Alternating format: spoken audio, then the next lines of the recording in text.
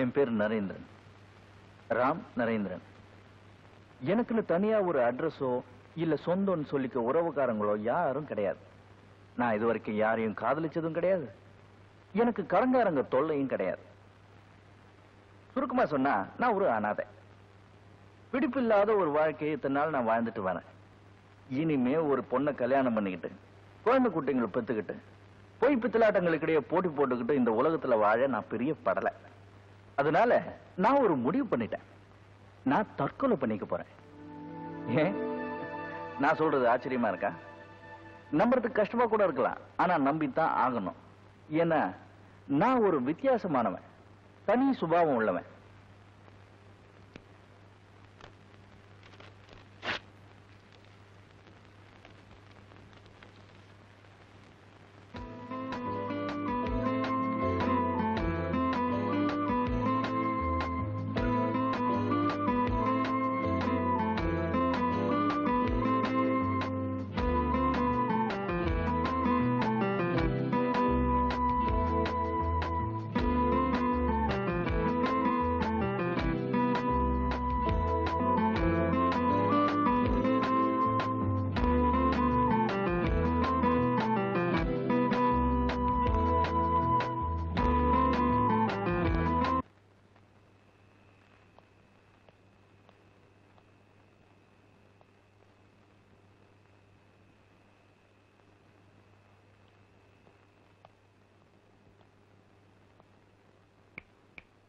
Hello sir, இங்க good evening.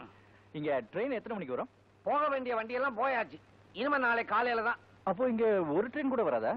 ஏன்பா, ஒரு ஸ்டேஷன்ல எந்தெந்த வண்டி வரும் எந்தெந்த வண்டி போகும்னு சென்சஸ் எடுக்கிற ஆளா நீ? சும்மா தெரிஞ்சுக்கலாமேன்னு கேட்டேன். 2:30 மணிக்கு இந்த பக்கத்துல இருந்து ஒரு வண்டி வரும், 3:30 மணிக்கு அந்த பக்கத்துல இருந்து ஒரு வண்டி வரும். ஆனா இந்த 2 வண்டி இங்க நிக்காது. தேங்க்யூ, நீங்க தூங்குங்க. ஏன்பா, தண்டவாளத்துல தலையை குடிச்சு தற்கொலை பண்ணிக்க போறியா? அது எப்படி உங்களுக்கு தெரியும்? நாம மடத்தனமா கேள்வி கேட்டோம், அவனும் மடத்தனமா பதில் சொல்லிட்டு போறான். நமக்கு வேணும். அப்பா,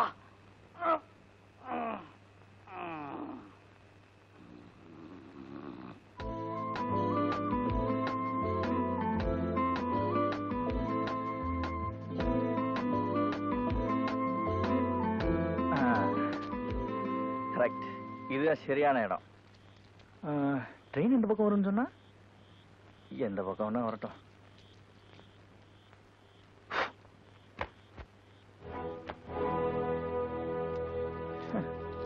தண்டவாளமா போட்டிருக்கானுங்க.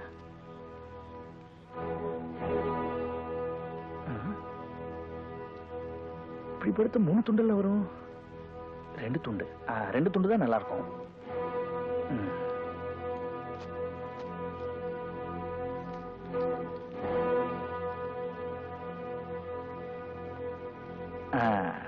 ட்ரெயின்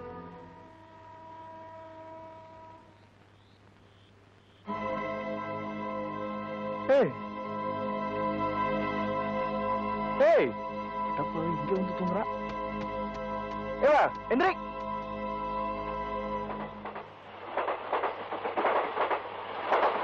என்ன விடு.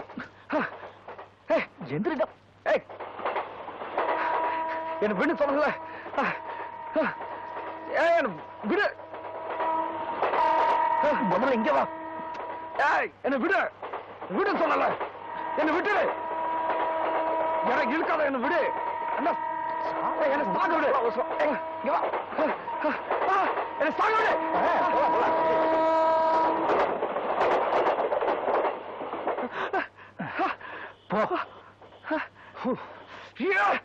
என்ன? யார் நீங்க? மனுஷனால வாழதான் முடியல, அட்லீஸ்ட் நிம்மதியா சாக விடலாம்ல. சாவை யார் வேண்டாம்னா? 3:30 மணிக்கு இன்னொரு ட்ரெயின் வரும், அதுல விழுந்து சாவு.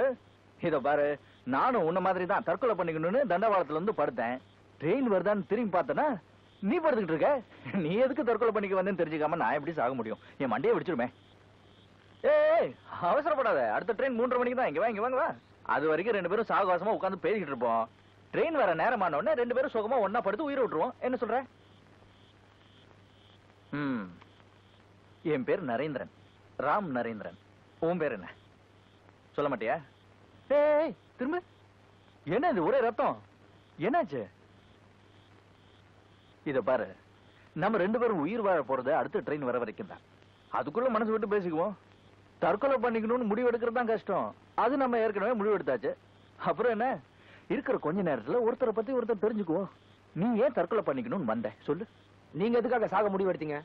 வாழ்க்கையில ஒரு பிடிப்பே இல்லாம பூமிக்கு பாரமா இருக்கிறத விட போய் சேரதே பெட்டர்னு தோணுச்சு, அதான். இப்போ குரல் நல்லா இருக்கும் போதே பாடுறத நிறுத்திக்கோன்னு சொல்றாங்கல்ல, அது மாதிரிதான். என் மேல அன்பு காட்டுறதுக்கோ நான் செத்தப்புறம் அழறதுக்கோ இந்த உலகத்துல யாருமே கிடையாது. ஆனா என் மேல பாசத்தையும் பரிவும் காட்ட எல்லாருமே இருக்காங்க. அவங்களுக்கு என்ன விட்டா வேற யாருமே இல்ல. எனக்கும் வாழணும்னு ஆசையா தான் இருக்கு. இருந்தாலும் இந்த நிலைமையில என்னால வாழவே முடியாது. செத்துதான் ஆகணும். நீ என்ன சொல்ற? புரியல. நான் ஒரு கொலை பண்ணிட்டேன்.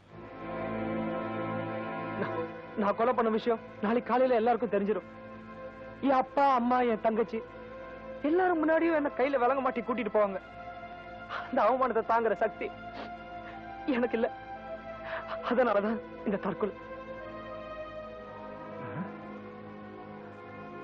கொஞ்சம் புரியும்படியா சொல்ல.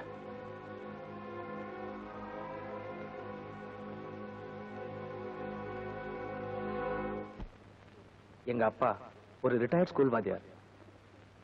எனக்கு ஒரு வேலை கிடைக்கணும்னு எந்நேரமும் பிரார்த்தனை பண்ணிக்கிட்டு இருக்கிற அம்மாவும் தங்கச்சியும் எத்தனையோ இன்டர்வியூக்கு போயும் பரீட்சை எழுதியும் எந்த பிரயோஜனமும் இல்லை. இந்த மாதிரி நேரத்துலதான் கடவுள் மாதிரி ஒருத்தர் வந்தாரு. அவர் பேர் மாதவன். அவர் எங்க அப்பாவுக்கு தெரிஞ்சவர்.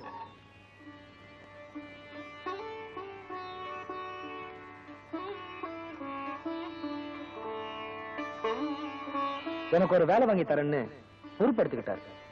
அதுவும் ஒரு சீட்டு கம்பெனி மேனேஜர் உத்தியோகம்னாரு. ஆனா அந்த வேலைக்கு 1 லட்சம் ரூபாய் டெபாசிட் செய்யணும்னு சொன்னாரு. அதுவும் இல்லாம நிறைய உறுப்பினர்கள் அந்த கம்பெனில சேர்த்து கொடுக்கணும்னாரு. இப்படி பல விஷயங்களை சொல்லி அந்த ஆளுங்களை நம்ப வச்சுட்டாரு. கடன் வாங்கியும் தங்கச்சி நகைகளை வித்தும் பணத்தை புரட்டணும்.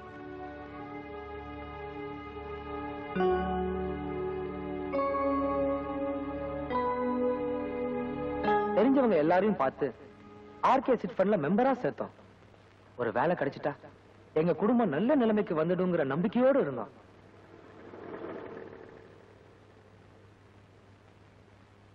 ஆர்கே தேவராஜ் தான் அதுக்கு மேனேஜிங் டைரக்டர். அந்த நயவஞ்சகனுடைய கையால் தான் இந்த மாதவங்கிறது எனக்கு தெரியாம போச்சு. பணம் நிறைய சேர்ந்த உடனே ஆர்கே தேவராஜ் கோர்ட்ல ஐபி ஃபைல் பண்ணிட்டாரு. பணத்தை பறி கொடுத்தவங்க தகராறு பண்ணாங்க.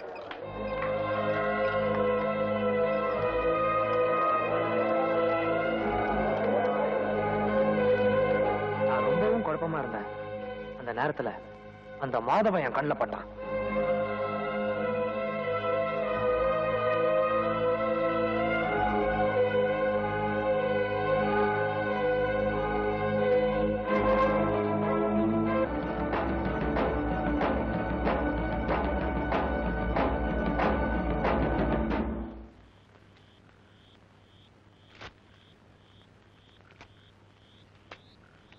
மாதவனை நீ கொலை பண்ணல.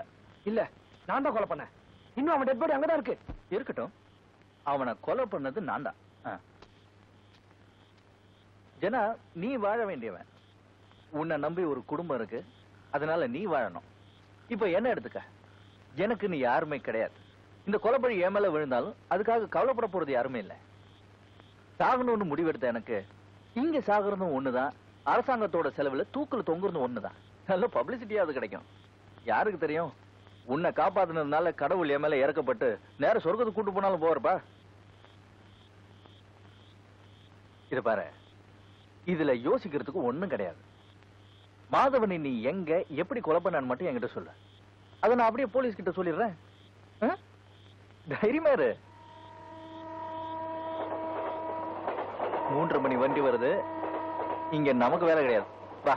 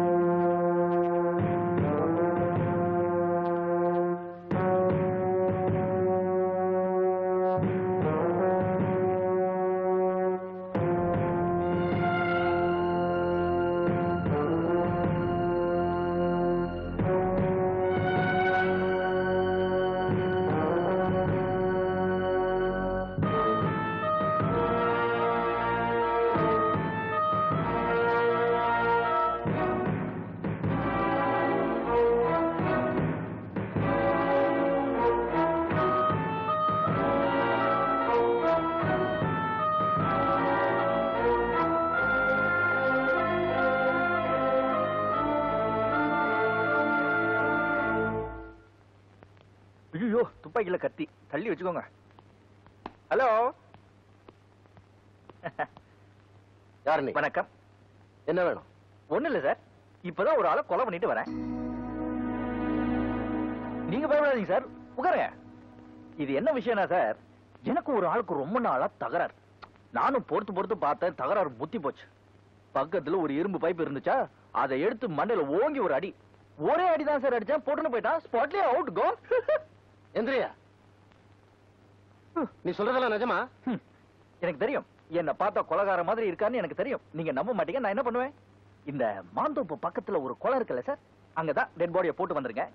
இப்போ நீங்க என்ன அரெஸ்ட் பண்றீங்களா இல்ல நானே பக்கத்துல இருக்கிற ஸ்டேஷனுக்கு போட்டுமா? Constable arrest him. Constable arrest him. ஏய் யோ, ஏதோ நீங்க என்ன பிடிச்ச மாதிரி வந்து அமுக்குறீங்களே. நானே தானே வந்து சரண்டர் ஆயிருக்கேன். விடுங்க. லோக்கப் எங்க இருக்கு? யோ, இந்த ஆளை உள்ள தள்ளியா? ஏய் விடுங்க. யோ, லோக்கப் இங்க தானே இருக்கு. நான் எங்க போறேன்? தொப்பையும் தொந்தையுமா கொலைகாரன் பிடிக்கிற மூஞ்சில பாருங்க. கான்ஸ்டபிள், குடிக்க கொஞ்சம் தண்ணி கிடைக்குமா?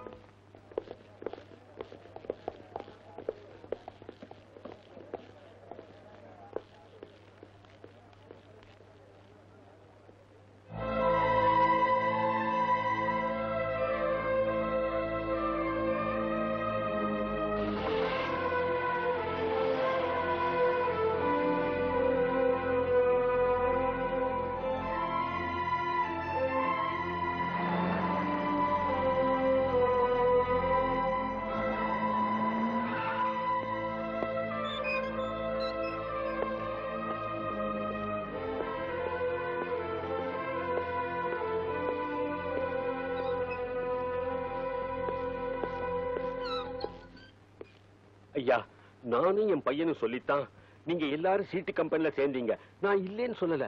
ஆனா நாம எல்லாருமே இப்படி மோசம் போயிடுவோம்னு நான் கொஞ்சம் கூட எதிர்பார்க்கலையா. நிறுத்தியா சும்மா. காசை பறி கொடுத்தவன் கதையிட்டு இருக்கான், நீ வாட்டு கதை சொல்லிட்டு இருக்க. உன் பையன் 1க்கு 3 தடவை சொன்னாயா, பணத்துக்கு நான் கேரண்டின்னு சொன்னான். இப்ப என்ன ஆச்சு?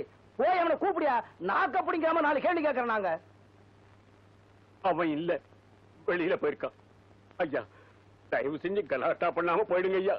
எங்களை எங்கயா போக சொல்ற? கம்பெனியை இழுத்து மூடிட்டான். கம்பெனிக்கு சொந்தக்காரன் பாப்பர்னு சொல்லி ஐபி கொடுத்துட்டான். நீங்க சொல்லிட்டு இருக்கிற மாதவனை யாரோ கொலை பண்ணிட்டாங்க. நாங்க உங்ககிட்ட கேட்காம வேற யார்கிட்ட கேட்கறது? யோ, உங்க எல்லாரோட பணத்தையும் பொட்டியில வச்சு பூட்டி தலைக்கு வச்சு தூங்கிட்டு இருக்கேன். தர முடியும். என்ன பண்ணுவீங்க? என்ன?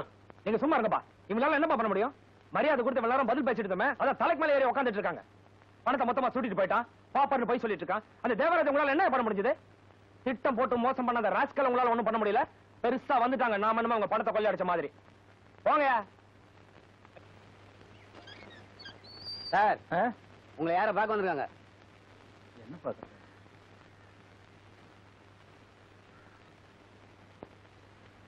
என்ன பார்க்க இங்க அடிக்கடி வராதன்னு நான் எத்தனை தடவை சொல்லியிருக்கேன். வந்து என்ன வந்து நீ என்ன சொல்ல போறேன்னு எனக்கு நல்லா தெரியும். எனக்கு ரொம்ப கில்ட்டியா இருக்கு. ராத்திரியில படுத்தா தூங்க முடியல. ஒன்னு சொல்ல போற அதானே? உங்களை மாதிரி என்னால இந்த விஷயத்தை சாதாரணமா எடுத்துக்க முடியல. சட்டத்துக்கு முன்னாடி வேணா நான் நிரபராதியா இருக்கலாம். ஆனா மனசாட்சி கிட்ட என்னால பொய் சொல்ல முடியல. மனசாட்சியா? அதுக்கு இங்க என்னப்பா வேலை? நான் இனிமே எதையும் மறைக்க போறது இல்ல, எல்லாம் உண்மையும் சொல்லிட்டு போறேன். அதனால வர கஷ்டம் நஷ்டம் எதுவா இருந்தாலும் நானே அனுபவிச்சுக்கிறேன்.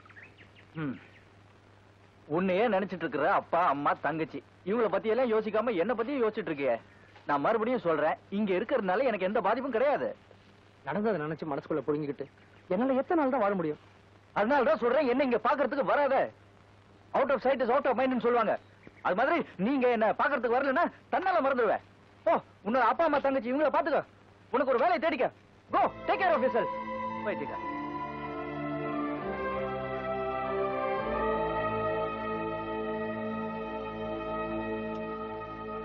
ஜானா, அன்னைக்கு கீதாவை பொண்ணு பார்த்துட்டு போனாங்களே, அவங்களுக்கு ரொம்ப பிடிச்சிருச்சான். அப்படியா? ஆமா, கல்யாணத்தை அடுத்த முகூர்த்தத்திலேயே வச்சுக்கலாமான்னு கேட்டு தகவல் அனுப்பியிருக்காங்க. வரதட்சணை ஒண்ணும் வேண்டான்னு சொல்லிட்டாங்க. இருந்தாலும் கல்யாணம்னு வரும்போது நாம ஏதாவது செய்யணும் இல்லையா?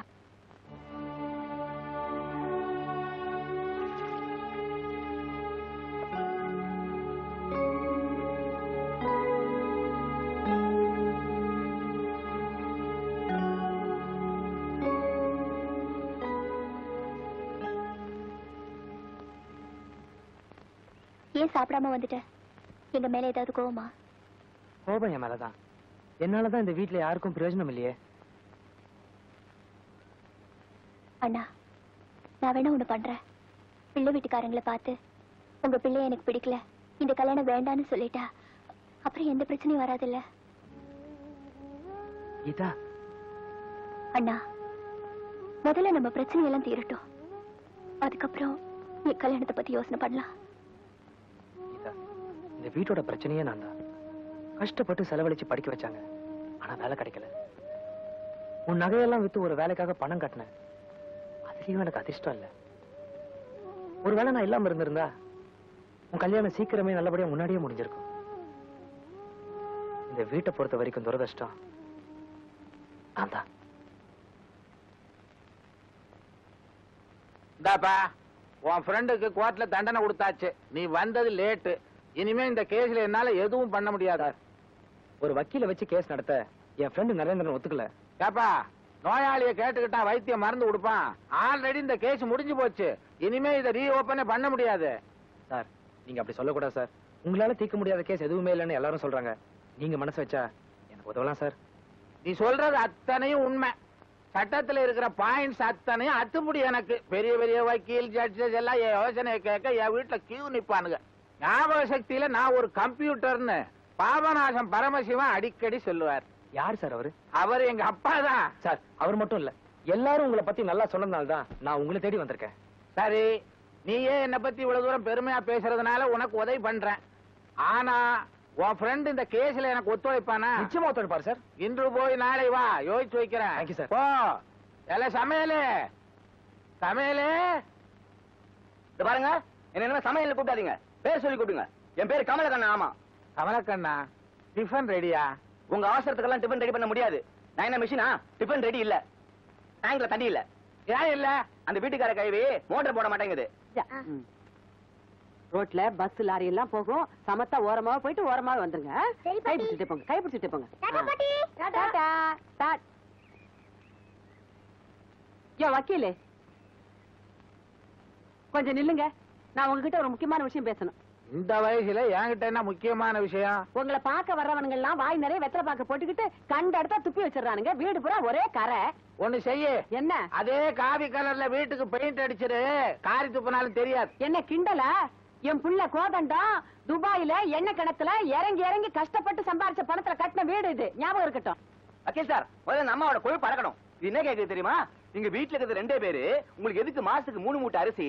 நீங்க என்ன மனுஷங்களா பேயான்னு கேக்குது இந்த கைவி? ஏய், யார பாத்திரா கிளவிங்கிற? தொட்ட பக்கத்தை பிஞ்சிடும். வக்கீல் நீங்க அந்த கேள்வி செக்ஷன் சொல்லுது. டேய், என்னய்யா இப்படி ஒரு பைத்தியகாரத்தனம் பண்ணிக்கிட்டு இருக்கிற? குற்றம் செஞ்சவன்லாம் குற்றத்தை ஒத்துக்கிட்டு ஜெயிலுக்கு வந்துட்டா கருப்பு கோட்டு போட்டு அலையிற எங்களுக்கு எல்லாம் என்ன மரியாதை? ஏன்னா யாரு இது? வக்கீல், உங்களுக்காக கூட்டிட்டு வந்தேன். நடந்ததை பத்தி நீ கவலைப்படாத, தைரியமா இரு. உன்னை நான் காப்பாத்துறேன். எப்படி காப்பாத்துவீங்க? எப்படி காப்பாத்துவேன்? நல்ல ஆளப்பா. வெத்தலை கடை சண்முகம் கொலை வழக்கு கேள்விப்பட்டிருக்கிறியா? பட்ட பகல்ல பசார்ல பல ஆயிரக்கணக்கானவங்க மத்தியில அவன் மச்சனை சோமவனை கொலை பண்ணான். கொலை பண்ணிட்டு நேர என்கிட்ட தான் வந்தான். நான் என்ன பண்ணேன் தெரியுமா? பல பேரை புடிச்சு அவன் 2 வருஷத்துக்கு முன்னாடியே பஸ் ஆக்சிடென்ட்ல செத்து போயிட்டான்னு சர்டிபிகேட் வாங்கினேன். அதே சர்டிபிகேட்டை கோர்ட்ல ப்ரொடியூஸ் பண்ண கேஸ் ஜெயிச்சு போச்சு. கேஸ ஜெயிச்சுட்டு வெளியில வந்தா எனக்கு முதல் மாலை போட்டவனே அந்த கொலைகார சோமுதான். ஜனா, என்ன இதுல வேண்டாத வேலை? இல்ல, இந்த கேஸ்ல அப்பீல் பண்ண முடியும்னு வக்கீல் சொல்றாரு. அப்பீல்?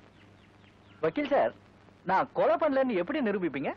உனக்கு பைத்தியம் என்ன முழிக்கிற? அப்பீலுக்காக அப்படி விடுவேன். நீ புத்தி சுவாதீனம் இல்லாம இருந்தப்போ அப்படி எல்லாம் நடந்துகிட்டேன்னு கேஸ நிரூபிப்பேன். வக்கீல் சார், ஆ, இது ஏற்கனவே முடிஞ்சு போன கேஸ். இது போய் மறுபடியும் கலர வேண்டாம். எனக்கு வேணா ஒரு உதவி செய்ய முடியுமா? என்ன? எனக்கு கிடைச்சிருக்கிற ஆயுள் தண்டனைய தூக்கு தண்டனையா மாத்த முடியுமா?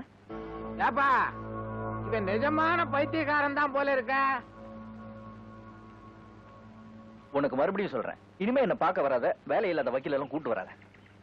டேய், ஏண்டா விளையாடுறீங்களா? போறதுக்கு கூட டைம் இல்லாம கோர்ட்லயே சுத்திக்கிட்டு இருக்கிற, இங்க கூட்டி கொண்டாந்து என்ன பைத்தியக்காரன் ஆக்கிட்டிய. Bloody pool.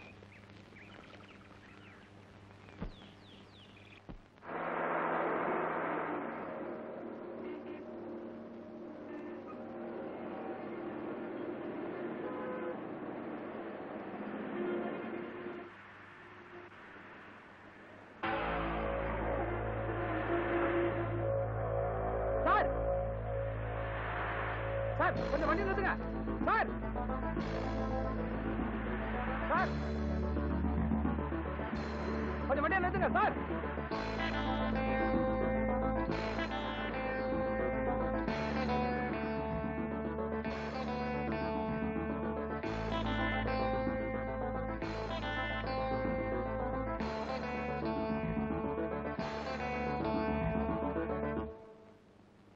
ஆமா மச்சான், தேவராஜுக்கு பயங்கரமான கிரிமினல் பிரெயின். ஆர்கே சிட் பண்ணணும்னு ஆரம்பிச்சாரா, அதுல ஏகப்பட்ட வருமானம். உடனே கம்பெனி க்ளோஸ் பண்ணிட்டு ஜனங்க எல்லாரையும் மொட்டை அடிச்சிட்டாரு. இப்போ அடுத்த கேமுக்கு தயாராயிட்டாரு. யாரு?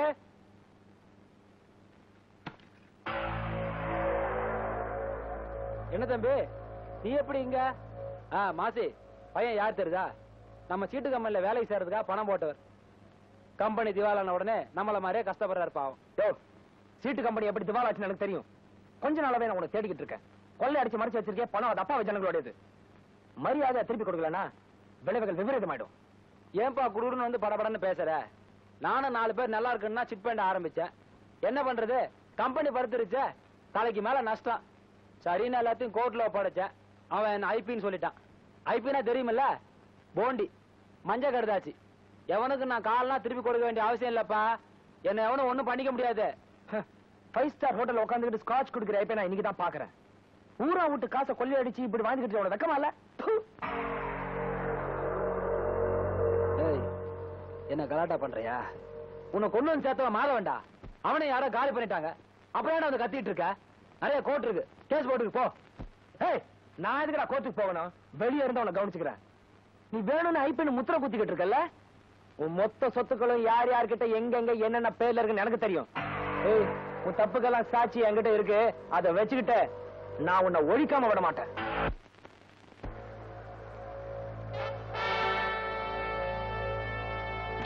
என்ன இருக்கு? சந்தோஷம்.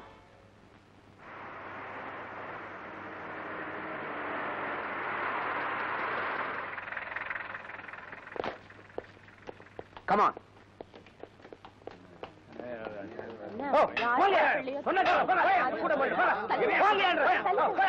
வாங்க வக்கீல் சார். என்ன நீங்க மட்டும் தனியா வந்திருக்கீங்க? எங்க இந்த ஜனா பைய எங்கேயாவது ஒழிஞ்சிட்டு இருக்கானா? அவன் ஒரு விளையாட்டு புள்ள சார். ஜெயிலுக்குள்ள இருக்கிற நானே எவ்வளவு சந்தோஷமா இருக்கேன். அப்படியே இவன் என்ன வெளியே கொண்டு வரணும், காப்பாடணும்னு கடன் குதிக்கிறான். கொஞ்சம் விட்டா நான் தான் இந்த கொலையை பண்ண, என்ன தூக்கி உள்ள போடுங்கன்னு சொன்னாலும் சொல்லுவான். வக்கீல் சார், உங்ககிட்ட ஒரு முக்கியமான விஷயம் சொல்லணும். இந்த ஜனா பையில பாத்தீங்கன்னா அவங்க கிட்ட சொல்லுங்க, ஜனா உன் தங்கச்சிக்கு கல்யாணம் பண்ணி கொடுக்கணும், வெளியே வாங்கின கடன் எல்லாம் அடைக்கணும், இந்த மாதிரி பொறுப்பான வேலையெல்லாம் இருக்கிறப்ப சும்மா சும்மா இந்த நரேந்திர பையில பாக்கிறதுக்கு ஜெயிலுக்கு போகாதன்னு சொல்லுங்க. என்ன சொல்றீங்களா? நீ சொன்னதெல்லாம் சொல்றதுக்கு அவன் இல்லப்பா. என்ன என்ன சொல்றீங்க? இன்னைக்கு காலையில ரயில்வே டிராக்ல அவன் பாடிய பார்த்தாங்க.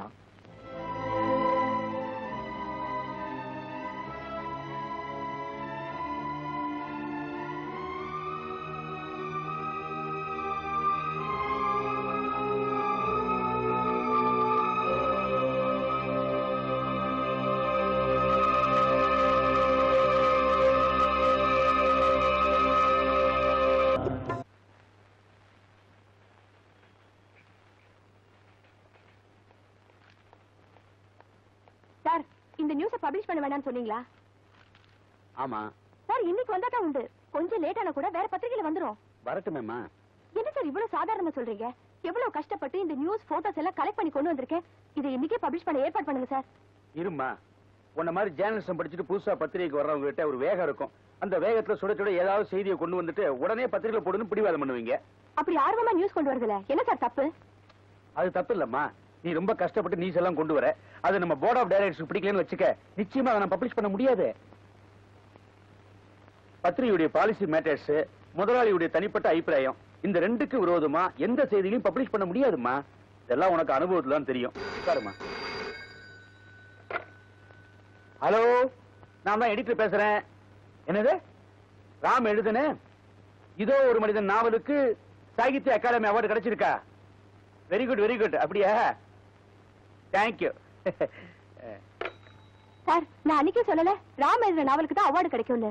நாவல் முழுக்க எவ்வளவு அழகான நட, எத்தனை அழுத்தமான வார்த்தைகள். அப்படி ஒரு நாவல் இது வரைக்கும் நான் படிச்சதே இல்ல சார். Really fantastic. அனிதா, இந்த ராம் யாரு, எந்த ஊருக்காரரு, எத்தனை வருஷமா கதையெல்லாம் எழுதிட்டு இருக்காரு, இந்த எல்லா டீடைல்ஸையும் இமிடியேட்டா கலெக்ட் பண்ணி கொடு. இன்னைக்கே எல்லாத்தையும் கலெக்ட் பண்ணி ஒரு நல்ல ஆர்டிகல் ப்ரிப்பேர் பண்ணிடுறேன் சார். தேங்க்யூ.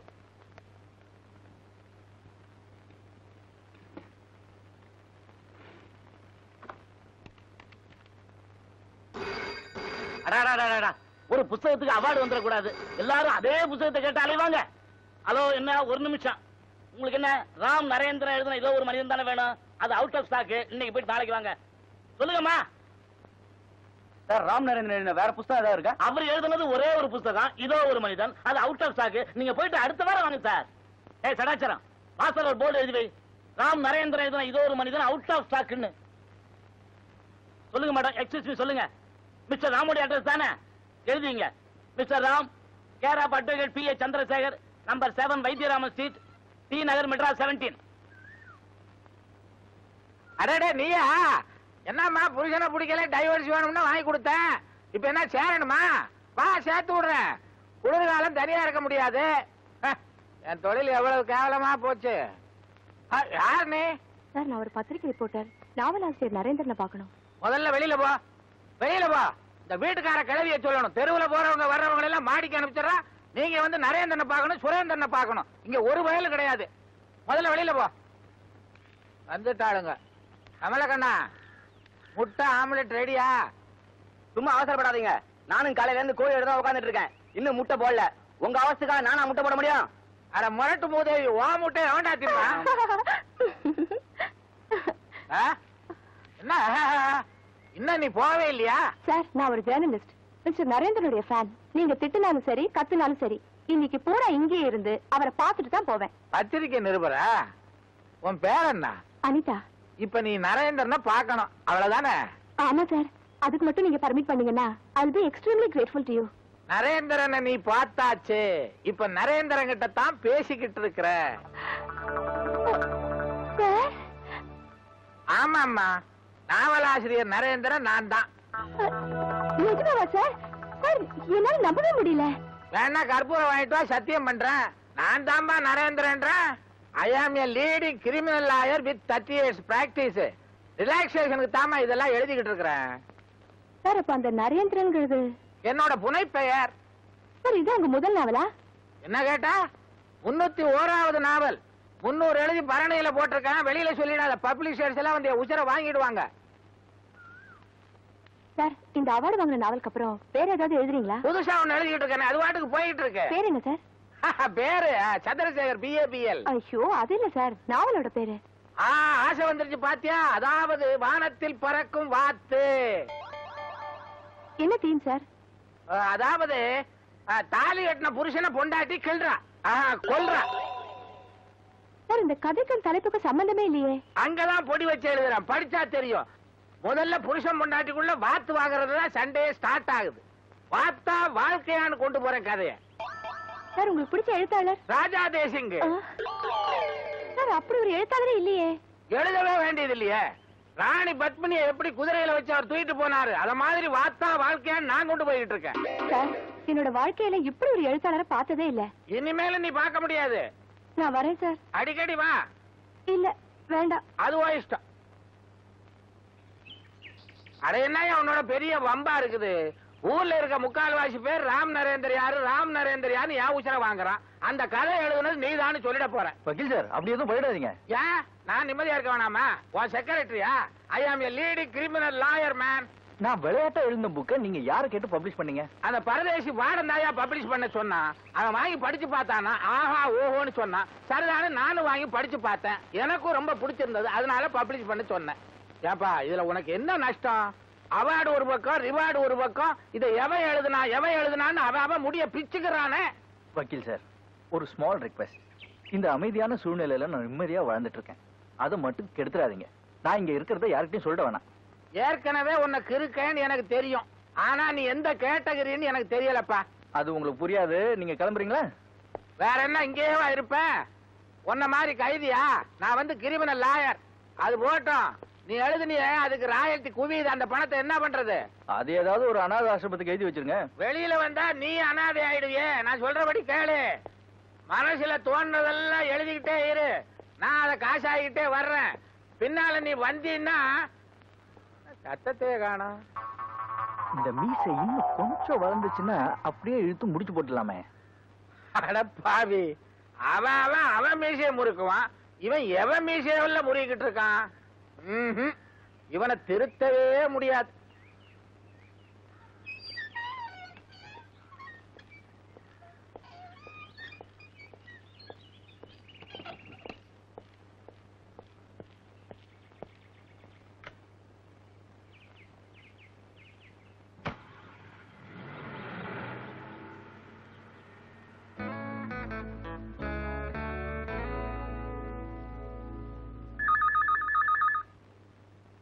வாழ்க்கையில பாதி நாள் டெலிபோன் பேசியே நம்ம ஆவியெல்லாம் போச்சு. ஹலோ சார், நான் பத்திரிகை ஆபீஸ்ல இருந்து அனிதா பேசுறேன். யாரு? அனிதாவா? என்னம்மா? நான் நரேந்திரனை போய் பார்த்தேன். அவர் ஜெயில இருக்காரு. ஏன் சார் இன்னொருத்தர் என்ன புஸ்தகத்தை நீங்க எழுதினதா போய் சொன்னீங்க? எது? இனிமேலாவது நீங்க எழுதுற புஸ்தகத்துக்கு உங்க பேரை போட்டுக்கங்க. தயவு செய்து ராம் நரேந்திரனோட பேரை கெடுத்துறாதீங்க. இதுக்குத்தான் புத்திசாலிகிட்ட பொய் சொல்லக்கூடாது. சார், பொய் சொன்ன அந்த வக்கீல போன்லயே நல்லா டோஸ் விட்டேன் சார். சரி விடுமா. மத்தவங்க செஞ்சதெல்லாம் தான் செஞ்சதா சொல்லி தற்பரம் அடிச்சுக்கிறவங்க எல்லா லெவல்லயும் இருக்காங்க. ஆமா, ராம் நரேந்திரனுடைய இன்டர்வியூ என்னாச்சு? அவர் என்ன பார்க்கவே அலோ பண்ணல. நான் உங்க ரசிகை, உங்ககிட்ட எதுவும் பர்சனலா கேட்க மாட்டேன்னு சொன்னதுக்கு அப்புறம் தான் என்ன பார்த்தாரு. அப்போ நீ அவரை பார்த்தது, அவர் கூட பேசுனது, இதெல்லாம் வச்சு ஃப்ரண்ட் பேஜ்ல ஒரு பாக்ஸ் நியூஸ் போட்டலாமா? அவசரப்பட வேண்டாம் சார். இதோ ஒரு மனிதன் நாவல்ல அவர் எழுதியிருக்கிற முக்காவாசி சம்பவங்கள் அவர் சொந்த வாழ்க்கையில நடந்ததா இருக்கலாம். இன்னும் பல சுவாரஸ்யமான விஷயங்கள் இருக்கலாம். அதனால அவர் கூட நெருங்கி பழகிற சந்தர்ப்பத்தை ஏற்படுத்திக்கிட்டா அவருக்கு தெரியாம நிறைய விஷயங்களை கலெக்ட் பண்ணலாம். அது எப்படிமா முடியும்? அவனோட பேட்டி எடுக்கிறதுக்கு நீ ரொம்ப கஷ்டப்பட்ட. அவன் ஜெயில வேற இருக்கான். அவன் கூட எப்படி உன்னால நெருங்கி பழக முடியும்? அதான் சார் நான் சொல்ல வரேன். கொலை குற்றத்துக்காக ஜெயில இருக்கிற நரேந்திரனை நம்ம பரோல்ல கொண்டு வந்துட்டா சார், எப்படியாவது கஷ்டப்பட்டு கொஞ்ச நாளைக்கு அவரை பரோல்ல கொண்டு வந்துடலாம். அதுக்கப்புறம் அவரோட பழகி அவரோட கடந்த கால வாழ்க்கையெல்லாம் தெரிஞ்சுக்கிட்டா அதை வச்சு நம்ம ஒரு நல்ல ஃபீச்சர் பண்ணலாம். இதை மட்டும் நம்ம தெரிஞ்சுக்கிட்டோம்னா நம்ம பத்திரிகைக்கு மட்டும் இல்ல, இந்த நாவல் உலகத்துக்கே பெரிய பொக்கிஷமா இருக்கும். You are too intelligent Anitha. Ram Narendran பரோலுக்கு அப்ளை பண்ணா கிடைக்கலாம். கவர்மெண்ட் அவார்டு கிடைச்சிருக்கே. ஆனா அவர் பரோல்ல வரது சம்மதிப்பாரா? கஷ்டம்தான். Let us try. Good morning sir. என்ன மாதிரி ஆட்டுற? பேச தெரியாதா? ஊமையா? பேசு சார். நான் உங்களை பார்க்க வந்திருக்கேன். பாத்துட்டீல? போ. ஐயோ அது இல்ல சார். நரேந்திரன் நான் ஜெயில பார்த்தப்போ அவர் என்கிட்ட சொன்ன விஷயத்தை கேட்டு நான் அப்படியே அசந்து போயிட்டேன் சார். நீ அசந்துட்டியா? நான் நம்ப மாட்டேன். நீ அசர்ற பொண்ணே இல்லையே. அது போட்டோம், நீ அசரும்படியா அவன் என்ன சொன்னா? சார், எல்லார்கிட்டயும் திறமை இருக்கலாம், ஆனா அதை தூண்டி விடுறதுக்கு ஒருத்தர் வேணும் இல்லையா? அது மாதிரி நரேந்திரனை எழுத தூண்டி விட்டதே நீங்க தான் சொன்னார் சார். பைத்தியக்கார பையன். நான் ஐடியா கொடுத்தது யாருக்கும் தெரியக்கூடாதான்னு சொன்னேன். என்கிட்ட சரி சரின்னுட்டு சாரிய கண்டவன உளறிட்டான். பொதுவாமா இந்த ஆம்பளை பயல்களுக்கு ரகசியம் நிக்கிறது இல்ல. சார், நீங்க ஒரு தமாஷான ஆளு. சார், நரேந்திரனை பத்தி தெரிஞ்சுக்கிறதுக்காக நிறைய பேர் ஆர்வமா இருக்காங்க. அதுக்கு நீங்க தான் உதவி செய்யணும். என்ன செய்யணும்? மிஸ்டர் நரேந்திரன் யாரையுமே சந்திக்க இஷ்டம் இல்லாம எதுலயுமே இன்ட்ரெஸ்ட் இல்லாம இருக்காரு. அவரை நீங்க போய் பார்த்து பேசுனீங்கன்னா நிச்சயம் பரவாயில்ல, அவரை சம்மதிப்பாரு. இது உங்களால தான் சார் முடியும். அவன் ஒரு மாதிரி இருந்தாலும் நீ என் வீட்டு படியேறி வந்து சொல்லிட்ட. அவகிட்ட பேசுற. என் பேச்சை எவனாலும் கேட்காம இருக்கவே முடியாது. நீ தைரியமா போ. Thank you sir. உங்க 2 பேரோட ஆசைக்கும் மதிப்பு கொடுத்து இந்த ராம் நரேந்திரன் பரவூர்ல வெளியே வந்திருக்கான். 28 days at your disposal. ரொம்ப சந்தோஷம். வாங்க.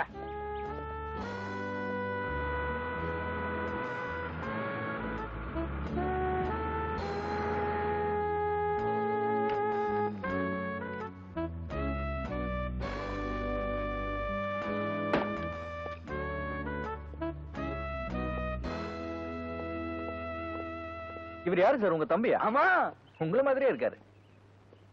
என்ன ஆமா விளக்கண்ண, என் தம்பியா நீ? ஆமா, நான் ஒரு ஆளு தான் அரசியல் செஞ்சுட்டு இருக்கேன். நீ பாட்டு இன்னும் 2 பேரை கூட்டு வந்தா என்ன அர்த்தம்? இந்த பாரு, பழைய மாதிரி என்ன மிரட்ட முடியாது நீ. இப்ப கூட்டு வந்திருக்கனே இந்த பையன் யாரு தெரியுமா? ஒருத்தனை கொலை பண்ணிட்டு ஜெயிலுக்கு போனவன் பரவாயில்ல அழைச்சிட்டு வந்திருக்கேன். கொலைகாரனா? என்ன கொலைகாரனா? ஜாக்கிரதை யாரு, அடுத்தது ஒன்னையும் கொலை பண்ணிடுவான். பாட்டி, என்ன வக்கீல் வேலையில கிடக்கிற பாம்பை கொண்டாந்து வீட்டுக்குள்ள வச்சிருக்காரு. பாம்ப கொண்டாந்து வச்சிருக்காரா? ஏன் கோர்ட்ல வாதாடுறத விட்டுட்டு ரோட்ல வித்த காட்ட போறாரா? பாட்டி, இது வேற. என்னடா வேற? பாட்டி, உனக்கு கந்த சிசி கவசம் தெரியுமா? தெரியும். தெரிஞ்சா ஒரு நாளைக்கு 3 வேளை சொல்லு. பசங்களையும் சொல்ல சொல்லு.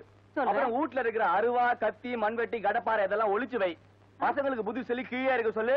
மாடிக்கு அனுப்பாத. ஏன்டா? பாட்டி, வக்கீல் ஒரு ஆளை கூட்டிட்டு வந்திருக்காரு. அவன் ஜெயில இருந்து பரோல்ல வந்திருக்கா.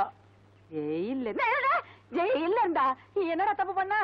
ஒரு ஆளை கதற கதற கத்தியால குத்தி கொன்னுட்டு கம்பி எண்ணிட்டு இருந்தா. கொலைகாரன். பாட்டி, ஆபத்து முதல்ல எனக்கு வரப்போதா உனக்கு வரப்போதான்னு தெரியல.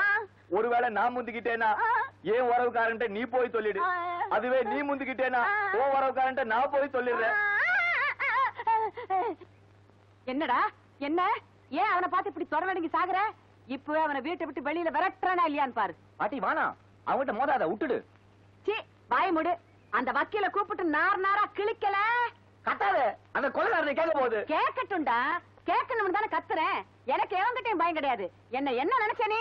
எங்க அப்பா மிலிட்டரியில சேர்ந்து 20 வருஷம் பார்டர்ல இருந்தாரு. எங்க தாத்தா 30 வருஷம் பார்டர்ல இருந்தாரு. என்ன எங்க பெரியப்பா ஒருத்தர் தான் எங்க பெரியம்மா முந்தான பார்டரையே பிடிச்சுக்கிட்டு இருந்து வீணா போயிட்டாரு. மத்தபடி நாங்க வீரமான குடும்பம்டா. இப்பவும் பள்ளத்தூர்ல போய் நின்னுகிட்டு பார்டர் குடும்பம்னு கேட்டு பாரு, ஆடிட மாட்டாங்க. பாட்டி, அவனை வேட்டுறதுக்கு நீதான் கரெக்டான ஆளு. யோ வக்கீலே, கீழே இறங்கி வாயா. கண்ட கண்ட கொலகார பசங்களை வீட்டுக்குள்ள வச்சுக்கிறதுக்கா நான் உனக்கு வாடகைக்கு விட்டேன். வாயா.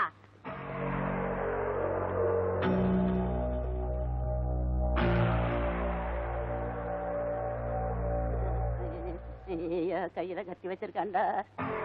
வக்கீல் குளிச்சுக்கிட்டு இருக்காரு. இங்க என்ன கலாட்டா? போ பாட்டி. என்ன ஒரே சத்தம்? ஒரு சத்தம் இல்லையே. என்னடா சத்தம்? ஏதோ கேட்கணும்னு கேளு கேளு. நான் என்னடா கேட்கணும்னு இருந்தேன். இவன் தான் சொன்னா வந்திருக்கிறவன் சுத்த மோசமானவன், கொலைகாரன், அவனை கொண்டாந்து வக்கீல் இங்க வச்சிருக்கிறாரு அப்படின்னு சொன்னியா இல்லையாடா? பாட்டி என்ன பாட்டி பூட்டி? தம்பி, கொலைகார தம்பி, உன்னை பார்த்தா இல்ல உங்களை பார்த்தா துபாயில இருக்கிற என் புள்ள கோதண்டராம மாதிரியே இருக்குது. உங்களுக்கு என்ன வேணும்னாலும் கேளுங்க, நான் உடனடியே செஞ்சு தர்றேன். இது உங்க வீடு மாதிரி. ஆப்பிள் நல்லா இருக்கா? கத்தி வேண்டாம், நான் கடிச்சு சாப்பிட்டுக்கிறேன். நீங்க போங்க, கத்தி எடுத்துட்டே போயிடுங்க. நல்லா இருப்பியா? நேருக்கு கொலைகாரன் என்ன மாட்டி விட்டியா? கண்டிப்பா நான் இன்னைக்கு காலி. இல்லடா குழந்தை மகன். பேசல. அவனை பார்த்தோன்னு அப்படியே பிளேட்டை மாத்திட்டியா? இந்த லட்சணத்துல பள்ளத்தூர்ல போய் ஒரு கேட்க சொல்றேன். பாட குடும்பத்தை பத்தி. பாட குடும்பமானு பிறான பிராடு குடும்பம். உங்களுக்காக ரொம்ப நேரமா வெயிட் பண்ணி உட்கார்ந்து உட்கார்ந்து உங்களோட பேசுற மூடே போயிடுச்சு. அப்ப மூடு வரப்ப பேசுவோம். ஓகே. என்ன மூடுன்னு பேசுறீங்க? ஒரு ஆணும் பெண்ணும் பேச ஆரம்பிச்சாலே மூடு தன்னால வருமே. இப்ப பேசி பாருங்க, வருதா இல்லையான்னு பாக்குறேன். எனக்கு வந்துருச்சு மூடு.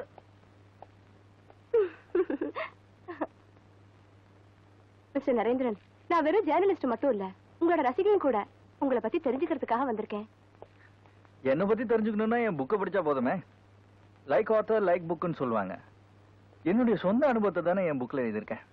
அதுல உங்க இளமை கால வாழ்க்கைய பத்தி எதுவும் சொல்லலையே.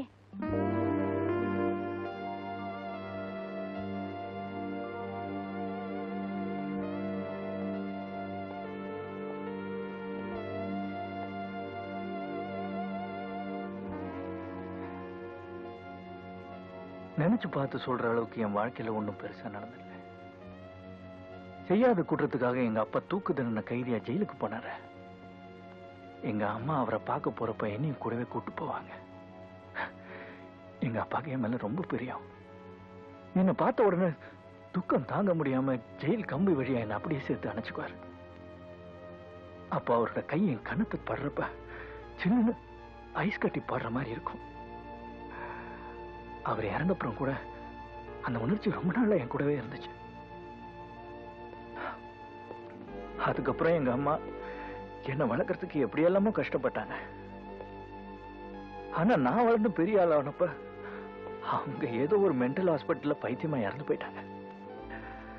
அதுக்கப்புறம் இதோ இந்த மேகத்தை துரத்திக்கிட்டு ஓடுற மாதிரி வாழ்க்கையில ஒரு குறிக்கோளை இல்லாம ஓடிக்கிட்டு இருந்தேன். செய்யக்கூடாத வேலையெல்லாம் செஞ்சேன். போதைப் பொருள் வித்தேன். அடியாள கூட இருந்தேன். காரணமே இல்லாம ஏதோ புஸ்தகம் எல்லாம் படிக்க ஆரம்பிச்சிட்டேன். ஹரித்வார்ல 3 வருஷம் சாமியார கூட இருந்தேன். ஆனா அங்கேயும் போலித்தனம் இருந்துச்சு. திரும்ப வந்துட்டேன். இப்போ வெட்ட வெளிச்சத்துல ஒத்த மரமா தனியா நிக்கிறேன். போதுமா? நான் கேட்ட கேள்விக்கு பதில் சொல்லிட்டீங்க. ஆனா உங்ககிட்ட பேச வேண்டியது நிறைய இருக்கு. இது வரைக்கும் என்ன கேட்டது போதும். இதுக்கு மேல என்ன எதுவும் கேட்காத. சரி, இன்னைக்கு நான் உங்களை தொந்தரவு பண்ணல. ஆனா நாளைக்கு கண்டிப்பா வருவேன். வரேன்.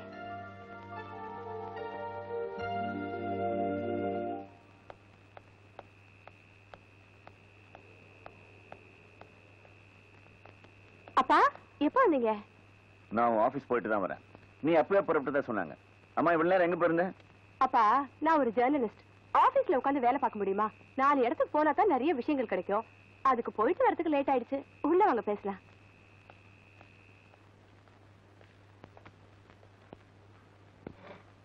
ஆமா, லெட்டர் போட்டு எனக்கு கிடைச்சதா? வந்ததே. அப்புறம் ஏன் பதில் போடல? பதில் போட ஒண்ணும் இல்ல, அதனால போடல. இந்த பாருமா, மாப்பிள்ளை வீட்டுக்காரங்களுக்கு உன் போட்டோவை அமைச்சிருந்தேன். அங்க எல்லாருக்கும் உன்னை பிடிச்சு போச்சு. பொண்ணு பாக்குற சம்பிரதாயம் கூட வேணான்னு சொல்றாங்க. ஆனாலும் நாம விட்டுறக்கூடாது இல்லையா? அதனால ஞாயிற்றுக்கிழமை உங்களை வர சொல்லி எழுதியிருக்கேன். நீ லீவ் போட்டுட்டு நாளைக்கே வரணும். அப்பா, எனக்கு இன்ட்ரெஸ்ட் இல்லாத விஷயத்துல நீங்க இவ்வளவு இன்ட்ரெஸ்ட் எடுத்துக்கிறது எனக்கு ரொம்ப கஷ்டமா இருக்கு. Please wait for some more time. நான் என் ப்ரொஃபஷன்ல நிறைய சாதிக்கணும்னு நினைக்கிறேன். அது கொஞ்ச நாள் போகட்டும். அதுக்கப்புறம் உங்ககிட்ட சொல்றேன். ஓகே? ஏப்பா, சாப்பிட கூப்பிட்டா என்னமோ மாட்டேன்றியாம? என்ன விஷயம்? ஏன் ஒரு மாதிரியா இருக்க? என்ன யோசனை? ஒண்ணு இல்ல சார், அடிக்கடி ஜனாவோட ஞாபகம் எனக்கு வந்துகிட்டே இருக்கு. நீங்க அவன் வீட்டுக்கு போறதுண்டா?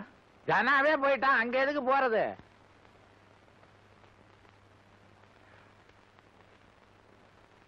பாவம் சார், அவனுடைய அப்பா அம்மா இந்த தள்ளாத வயசுல பையனை பறி கொடுத்துட்டு என்ன கஷ்டப்படுறாங்களோ. அவனுடைய தங்கச்சிக்கு கல்யாணம் ஆச்சா ஆகலையா ஒண்ணுமே தெரியல. அவங்க குடும்பத்துக்கு யாராவது ஏதாவது உதவி செய்யறாங்களான்னு விசாரிச்சீங்களா? எங்கப்பா போய் விசாரிக்கிறது? எனக்கு வர்றதெல்லாம் பேட் கேஸ்.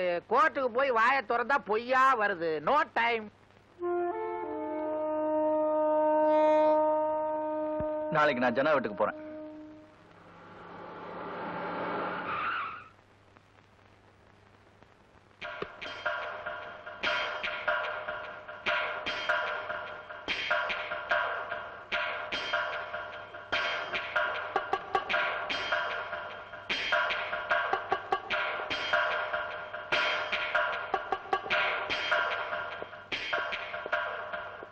சார் சார்,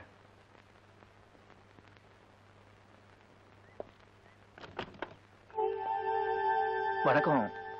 நான் ஜனாவோட ஃப்ரெண்டு. உங்களுக்கு தொந்தரவு கொடுக்குறேன்னு தப்பா நினைக்காதீங்க. நான் எதுக்கு வந்தேன்னு உங்களுக்கு என்ன வேணும்?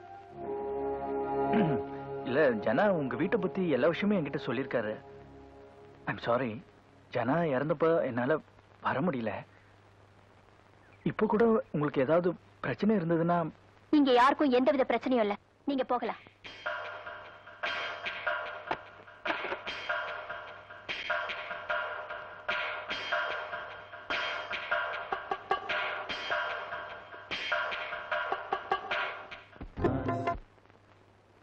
எனக்கு ரொம்ப குழப்பமா இருக்கு சார். நான் ஜனாவோட ஃப்ரெண்டுன்னு சொன்ன அப்புறமும், உங்களுக்கு ஏதாவது உதவி தேவையான்னு கேட்ட அப்புறமும் அவங்க ஏன் என்கிட்ட வித்தியாசமா பழகணும்? இத பாரு, ஜனா சாவை பத்தி விசாரிக்க போன முதல் ஆளு நீதான். மறந்திருந்த விஷயத்தை ஞாபகப்படுத்தினா அவங்களுக்கு மரியாதை கொடுக்க தெரியல. இதெல்லாம் பெருசுபடுத்தாத விடு. ஜனா என்னோட க்ளோஸ் ஃப்ரெண்டு சார், அதனால தான் நான் அங்க போனேன். நரேந்திரா, ஜனா செத்தப்போ வெளிச்சங்கிற பத்திரிக்கையில இது தற்கொலை இல்ல கொலைன்னு எழுதுனான். அது போக போக அடங்கி போச்சு. ஜனாவோட மைண்ட் எனக்கு நல்லா தெரியும் சார். அவன் ஏற்கனவே தற்கொலை பண்ணிக்க போனவன் தான். இது தற்கொலை தான், கொலை இல்ல. நீங்க வேற இன்னும் குழப்பாதீங்க. Good morning. Good morning. என்ன ட்ரிம்மா ட்ரெஸ் பண்ணிட்டு எங்க புறப்பட்ட? இன்னைக்கு நானும் உங்க கூட கோர்ட்டுக்கு வர போறேனே. கோர்ட்டுக்கு வந்து நீ என்ன பண்ண போற? பரோல் முடியறதுக்குள்ள 2 நாவல் எழுதினாலும் பிரயோஜனம். நாவல் நான் எங்க எழுத விடுற அந்த அனிதா பொண்ணு எப்ப பார்த்தாலும் இங்க வந்துட்டு இதை சொல்லு அதை சொல்லுன்னு என்ன எங்க போடாம கழுத்த இருக்கிறா. அடப்பாவி, இதுக்காகவா கோர்ட்டுக்கு வர போற? இந்த பாரு, இந்த வயசுல நாம அனுபவிக்கலன்னு பின்னால சொல்லி விடப்படாது. நீ என்ன சொல்ற? நான் உங்க கூட சேர்ந்து நீட் உங்களை மாதிரி சொல்லி விட மாட்டேன்னு சொல்ல வந்தேன். நீ சொல்லு கேசுதான். வா சொல்லு கேஸ்.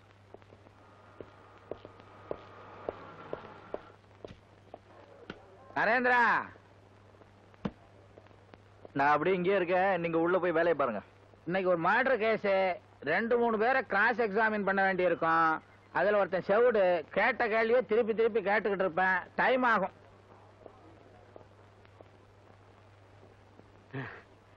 வக்கீலியா வணக்கங்க.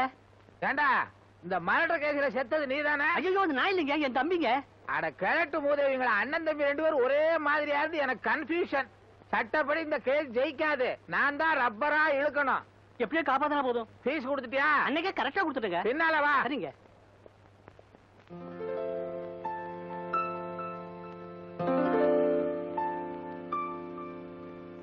வக்கீல் சார், நான் சொல்றத கொஞ்சம் கேளுங்க சார். அனந்தகிருஷ்ணா, கேஸ் நடத்துறதுக்கு ஒரு வரமுறை வேணும். நம்ம இஷ்டத்துக்கு கேஸை தள்ளி போட்டு போக முடியாது. நீங்க வெயிட் பண்ணி, நான் வந்துடுறேன். என்ன வரமுறை வேணும்? பக்காலத்துல கையெழுத்து வாங்கி ஃபீஸ் வாங்குற வரைக்கும் இந்த ஆளு ஏன் பின்னால அலைஞ்சுகிட்டு இருந்தாரு. இப்ப நான் இவர் பின்னால அலைஞ்சுகிட்டு இருக்கிறேன். இதை விட பேசாம ஜெயிலுக்கே போயிடலாம். என்ன பாக்குற? நீ என்ன அடிக்க போறியா? சொல்லு. யாரோ வராங்க, அடிக்கிறாங்க, உதைக்கிறாங்க. இதெல்லாம் போய் கம்ப்ளைண்ட் பண்ணா காலையிலேயே போட்டுக்க மாட்டேங்கிறாங்க. அன்னைக்கு ஸ்டேஷன் சூப்பரண்ட மெதுவா தட்டி ஐயான்னு கூப்பிட்டேன். அதுக்கு ஒரு கேஸ். இப்போ நீ பணக்காரன், நான் ஏழை. நாம 2 பேரும் ஒரே மாதிரி கேஸ்ல மாட்டிக்கிட்டோம்னு வச்சுக்க, ஒன்ன விட்டுறானுவா, என்ன மடக்கிறானுவா. இது என்ன நியாயம்? என்ன கேஸ்? எது? என்ன கேஸா? என்ன பத்தி உனக்கு தெரியாதா? வேலையில இருந்து சஸ்பெண்ட் ஆனப்புறம் இந்த கோர்ட் வராண்டால தான் நான் லோலோன்னு அலைஞ்சுகிட்டு இருக்கிறேன்.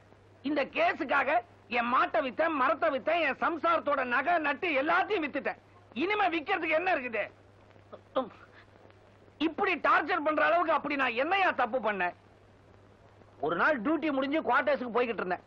அப்ப 3 ஆசாமிங்க ஒரு டெட் பாடியை கொண்டாந்து ரயில்வே டிராக்ல போடுறத பாத்துட்டேன். சும்மா இருந்திருக்கலாம்ல, விதி. அத போய் போலீஸ்ல சொல்லிட்டேன்.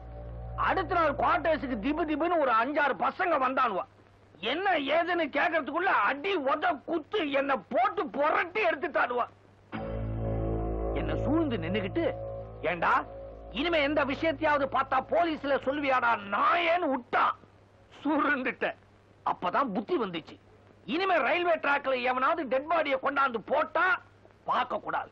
அப்படியே மீறி பார்த்துட்டாலும் போலீஸ்ல சொல்லப்படாது. அப்புறம் என்னாச்சு? ஆர்கே சிட் ஃபண்ட்ஸ்ல வேலை செஞ்ச ஜனார்தனுடைய சாவு கொலையா தற்கொலையான்னு பத்திரிகையில என்னென்னமோ எழுதிக்கிட்டு இருந்தாங்க. அத பத்திலாம் நான் கண்டுக்கவே இல்லையே. சார், ஜனார்தனோட பாடி யார் ரயில்வே டிராக்ல கொண்டு வந்து போட்டாங்கன்னு உங்களுக்கு தெரியுமா? அதெல்லாம் கேட்டு என்னத்துக்கு என் வாயை கலர்ற? என் சொந்த பிரச்சனைக்கு வா. ஒரு நாள் ஸ்டேஷன் சூப்பரண்ட் என்ன கூப்பிட்டு, அனந்தகிருஷ்ணா, ஒரு கேஸ் விஷயமா உங்ககிட்ட என்கொயரி பண்ணணும், அது வரைக்கும் உன்னை சஸ்பெண்ட் பண்ண போறேன்டார். சார், என்ன கேஸ்? ஆமா, டியூட்டி நேரத்துல நீ தண்ணி அடிக்கிறியாமே. சார், இது யார் போட்ட கம்ப்ளைண்ட்? தண்ணியை நான் கண்ணால கூட பார்த்தது இல்லைன்னு. அதெல்லாம் என்ன கேட்காத, சம்பந்தப்பட்டவங்கள நீயே விசாரிச்சுக்க அப்படின்றாரு. எனக்கு வந்த கோபத்துல ஓங்கி ஒரு குத்து அவர் மூஞ்சி மேல விட்ட. அடுத்த நிமிஷம் கோர்ட்ல நிக்கிறேன். அதோட விட்டானுல கத்தி குத்து, அடித்தடி, கற்பழிப்பு, இப்படி எல்லா கேஸையும் என் தலைமையில போட்டு என்ன பைத்தியக்கார மாதிரி புலம்ப விட்டுட்டானுவ. இந்த கேஸ்ல எல்லாம் எனக்கு சம்பந்தமே கிடையாது. எனக்கு எதுவுமே தெரியாது. எங்க வக்கீல் வந்துட்டாரு. இன்னைக்கு வாய்தாதான். இந்த ஆளை விட்டா பிடிக்க முடியாது. வக்கீல் சார், வக்கீல் சார்.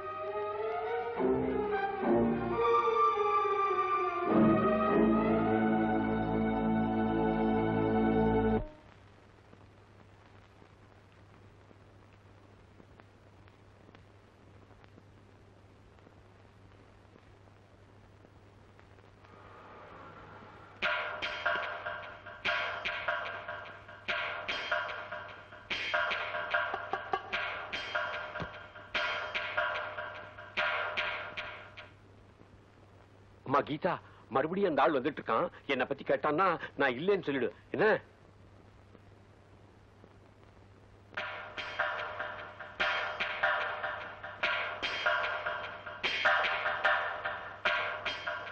உங்களுக்கு என்ன வேணும்? சொல்றேன்.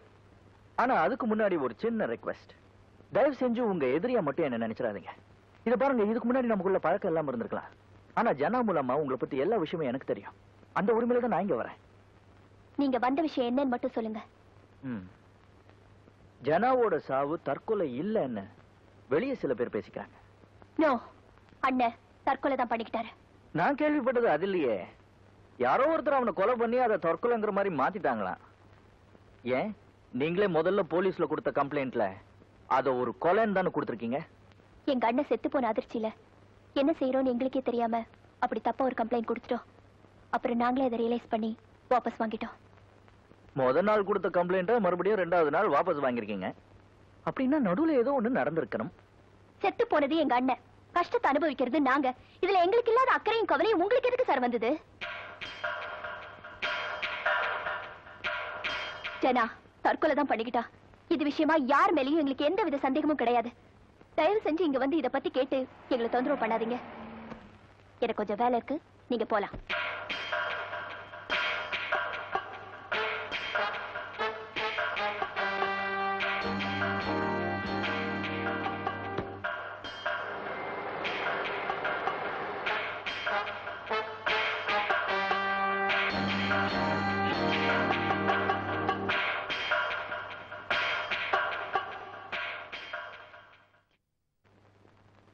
எக்ஸ்கியூஸ் மீ, மிஸ் அனிதா எங்க இருக்காங்க?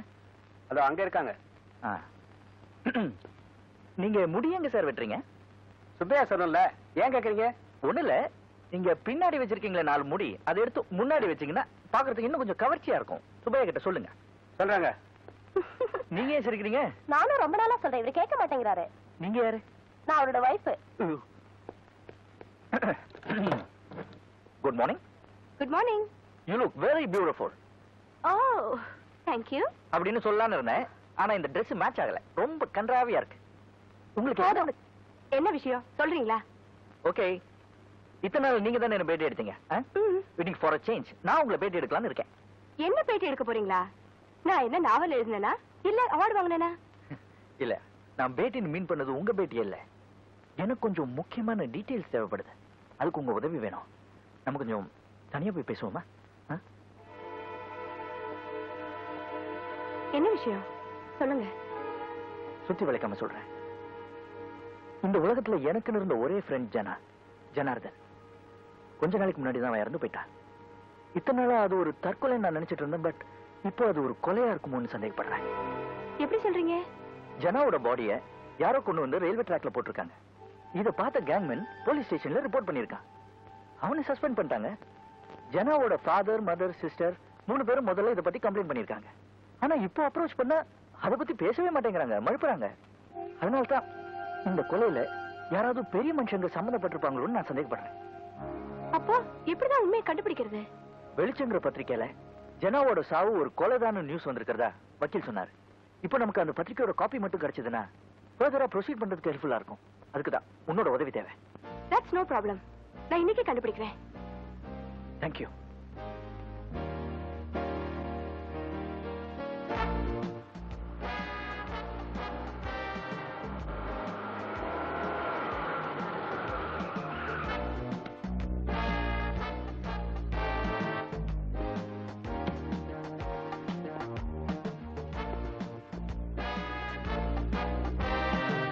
என்ன போர்டு மட்டும் தான் இருக்கு, பில்டிங்க காணோம்?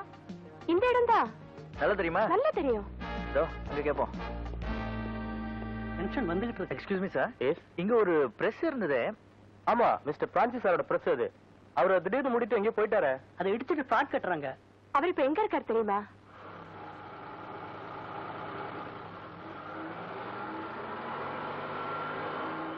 நமது இந்திய நாடு செல்வம் கொழிக்கும் நாடாக திகழ்ந்தது. அதனால் அதன் மீது மற்ற நாட்டவர்கள் போர் தொடுக்க ஆரம்பித்தார்கள்.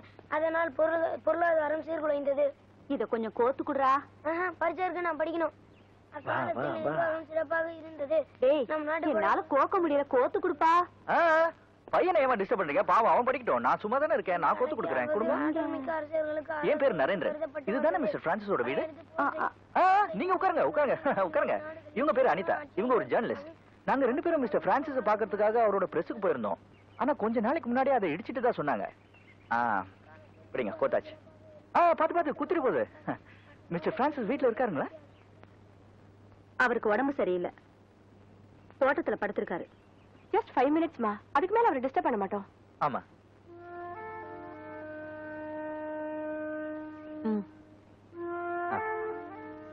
ஓ ஜார்ஜ், அந்த ஸ்டூல் எடுத்துட்டு வா. ஸ்டூல் யாருக்கு? எனக்கா? தேங்க்யூ. தம்பி கீழே உட்காந்துபடி, அப்பதான் மண்டையில ஏறும்.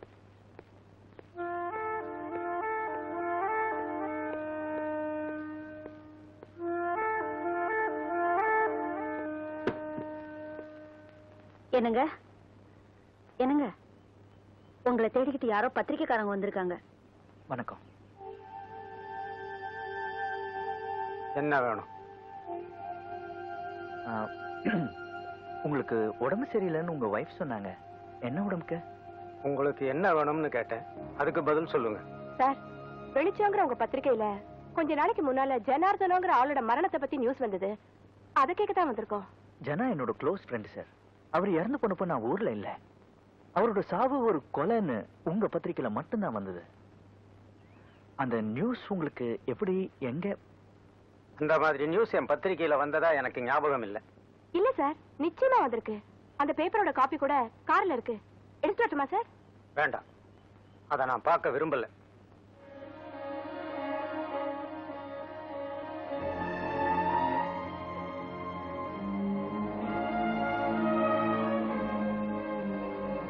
இதோ பாருங்க, உங்களை கையெடுத்து கும்பிட்டு கேட்டுக்கிறேன், தயவு செய்து என்ன எதுவும் கேட்காதீங்க. என் பொண்டாட்டி பிள்ளையாவது உயிரோட இருக்கட்டும். போயிடுங்க. மிஸ்டர் பிரான்சிஸ், உங்ககிட்ட இருந்து உண்மையை தெரிஞ்சுக்கலாம் தான் நாங்க இங்க வந்திருக்கோம். வேற எந்த தப்பான நோக்கமும் எங்களுக்கு கிடையாது. மிஸ்டர் பிரான்சிஸ், நடந்த விஷயத்தை பத்தி உங்க பத்திரிகையில தைரியமா எழுதிருக்கீங்க. அப்படியே இப்போ மறுக்கிறீங்க? எந்த நேரத்துல அந்த விஷயத்தை பத்தி இவர் பத்திரிகையில எழுதினாரோ அன்னைக்கே எங்களுக்கு கஷ்டகாலம் ஆரம்பமாயிடுச்சு. எங்க பிரஸையும் உடைச்சு நாசமாக்கிட்டு இவர் காலையும் ஒடிச்சு படுத்த படுக்கையாக்கிட்டாங்க. எங்க புள்ள அனாதை ஆயிடக்கூடாதுங்கிற ஒரே காரணத்துக்காகத்தான் நாங்க என்ன தற்கொலை பண்ணிக்காம இருக்கோம்.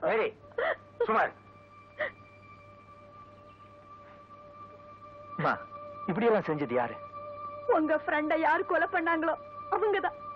பணமும் செல்வாக்கு இருக்கிறதுனால அவங்க இஷ்டப்படி அக்கிரமம் பண்றாங்க. சார், எங்களால உங்களுக்கு எந்த ஆபத்தும் வராது. உங்களை இப்படி கொடுமைப்படுத்தினது யாருன்னு சொல்லுங்க.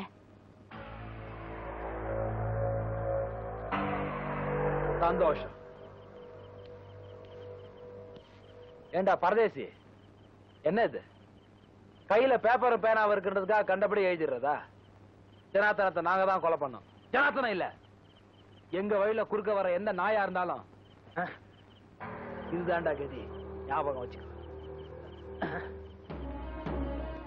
ஐயோ எப்பா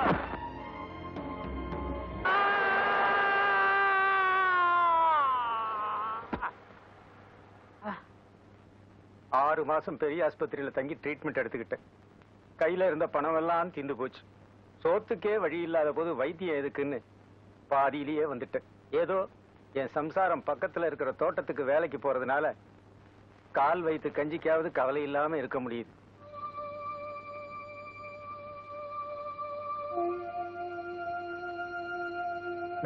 நாங்க வரோம் சார்.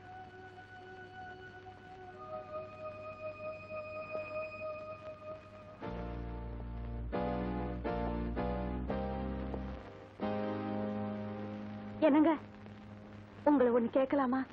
கேளுங்க. அவங்களுக்கு வைத்தியம் பண்ண எனக்கு அவ்வளவா வசதி இல்ல. அவர் கஷ்டத்தை பத்தி ஏதாவது பத்திரிகையில் எழுதினா கொஞ்சமாவது உதவி கிடைக்கும். மாசம் பூரா மாடா உழைச்சாலும் 100 ரூபாய் தான் சம்பளம் தர்றாங்க. அது எங்க சாப்பாட்டுக்கு பக்கத்துல.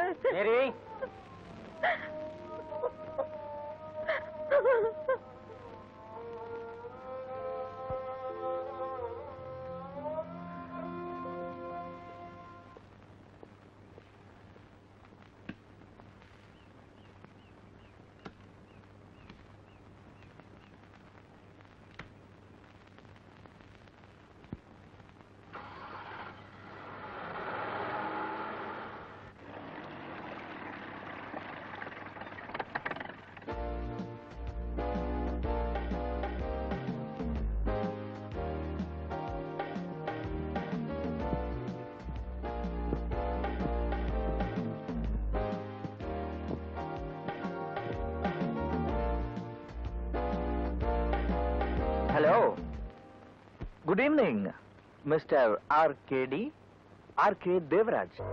நீங்க மிஸ்டர் மாசிலாமணி மினிஸ்டரோட மச்சான்ல? And you are mister Thomas டிஎஸ்பியோட சன்.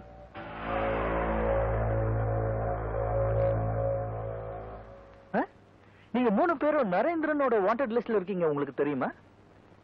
I am Narendran. அப்படி போங்க. இவங்க தான் இலக்கிய மன்றத்துல இருந்து வந்திருக்கிறாங்க. வணக்கம். உட்கார்ந்து பேசலாமே. Congratulations mister Narendran. உங்க நாவல் அவ்வளவு பிரமாதம், வாசகர்களுக்கு ரொம்ப பிடிச்சிருக்கு. தினசரி வாழ்க்கையில நடக்கிற சாதாரண நிகழ்ச்சிகளை வச்சு இப்படி ஒரு அற்புதமான நாவல் வேற யாராலையும் எழுத முடியாது. நீங்க 11ஆம் தேதி பரோல் முடிஞ்சு போயிடுவீங்கன்னு வக்கீல் சொன்னாரு. அத ஒரு வாரம் 10 நாள் தள்ளி போட முடியுமா? அப்ப ஒரு வாரம் உங்கள யாராவது உள்ள போய் இருக்க முடியுமா? பரவெல்லாம் தள்ளி போட முடியாதுங்க. அதுக்குள்ளே நீங்க நடத்துங்க. நான் இருக்கணும்னு அவசியம் இல்ல. என் நாவலுக்கு விழா நடத்துங்க, எனக்கு வேண்டாம். நோ, இந்த விழாவுடைய கதாநாயகனே நீங்க தான் சார். நீங்க வந்தாதான் இந்த விழாவே கலக்கட்டும். அப்போ ஒண்ணு பண்ணிடுவோம். மினிஸ்டர் இன்னைக்கே போய் பார்த்து 11ஆம் தேதிக்குள்ள ஒரு டேட்டை பிக்ஸ் பண்ணிடுவோம். எனக்காக ரொம்ப ட்ரெயின் பண்ணிக்க வேண்டாம். எப்படி நடக்குதோ நடக்கட்டும்.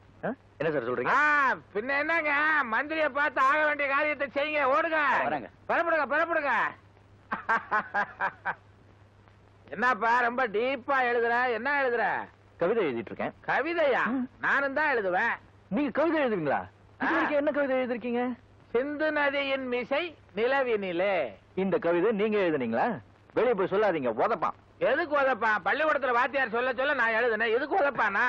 எதுக்கு உதப்பான்னு கணக்கே கிடையாதா? இதை விட பெட்டரா எழுது பாப்போம். ஏதாவது கலாட்டா பண்ணலாம், தூக்கம் வராத.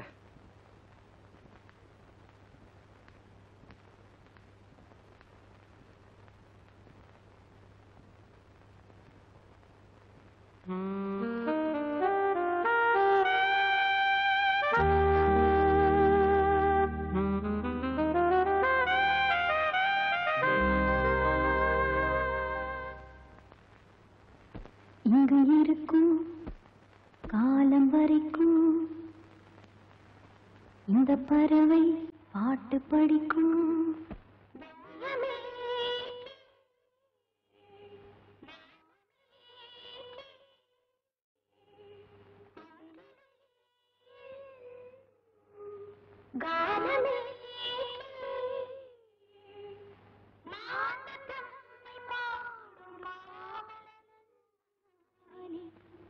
கொலையை பத்தி ஒன்னே யார் எழுதுச்சுனா? What nonsense is this?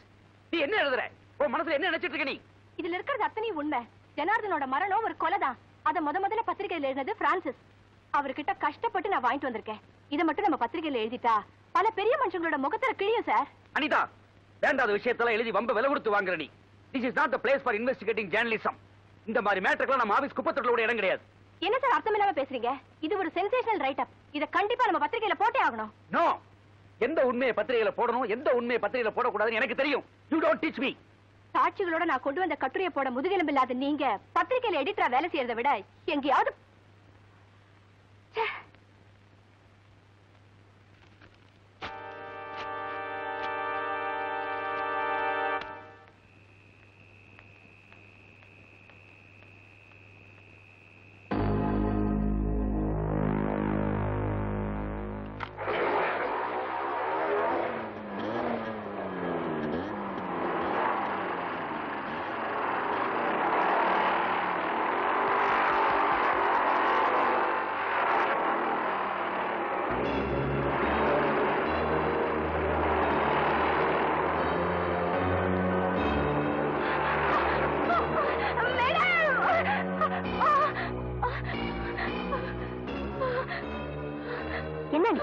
என்னன்னு தெரியல. அந்த மோட்டார் பைக்ல வந்தவங்க என் மேல மோத வந்தாங்க. சரி வா. அட, இதுக்கெல்லாம் போய் பயந்துகிட்டு நீ ஹாஸ்டலுக்குள்ள அடிக்கடி போயிட்டு வரத பாத்துருப்பானுங்க. ஆஹா, இதை தூக்கிட்டு போனா எப்படி இருக்கும்னு யோசிச்சிருப்பானுங்க. இப்போ எனக்கு என்ன கவலையா போச்சுன்னா, உனக்கே இந்த நிலைமைனா ஒரு அழகான பொண்ணுக்கு என்ன ஆகும் கொஞ்சம் யோசிச்சு பாரு. நான் சொல்றதோட சீரியஸ்னஸ் புரிஞ்சுக்காம கிண்டல் பண்ணாதீங்க. அன்னைக்கு நீங்க நேர்ல பாத்துருக்கணும். அவங்க என்ன கொலை பண்ணத்தான் அப்படி கூட்டமா வந்தாங்க. உன்னை எதுக்கு கொலை பண்ணணும்? அதான் எனக்கும் புரியல. ஜனாவோட மரணத்தை பத்தி நான் ஒரு ரிப்போர்ட் கொடுத்தேன். அத பத்திரிகையில போடல. அதுக்கு என்ன காரணம்? இப்ப என்ன கொலை பண்ண முயற்சி பண்ணாங்க. இதுக்கு என்ன காரணம்? ஒண்ணுமே புரியல. பாரு, நான் ஏற்கனவே ரொம்ப குழம்பு போயிருக்கேன், என்னை போட்டு இன்னும் குழப்பாத.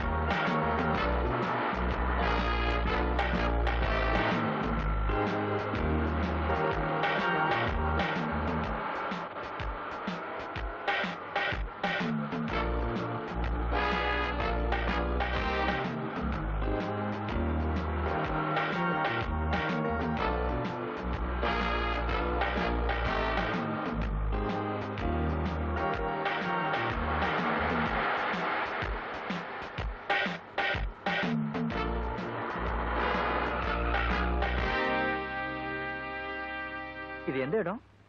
ஆர்கே தேவராஜோட கெஸ்ட் ஹவுஸ். தேவராஜ் கெஸ்ட் ஹவுஸா? இந்த இடத்துல கீதாக்கு என்ன வேலை? இங்க யாரெல்லாம் இருக்கா? அவ்வளவா டீடைல்ஸ் தெரியாது, பட் இது ஒரு மாதிரியான இடம்னு கேள்விப்பட்டிருக்கேன். டே டைட்ல யாருமே இருக்க மாட்டாங்க, ஆனா நைட்ல நிறைய கார்ஸ் வரும், ஒரே பிஸியா இருக்கும். It looks mysterious.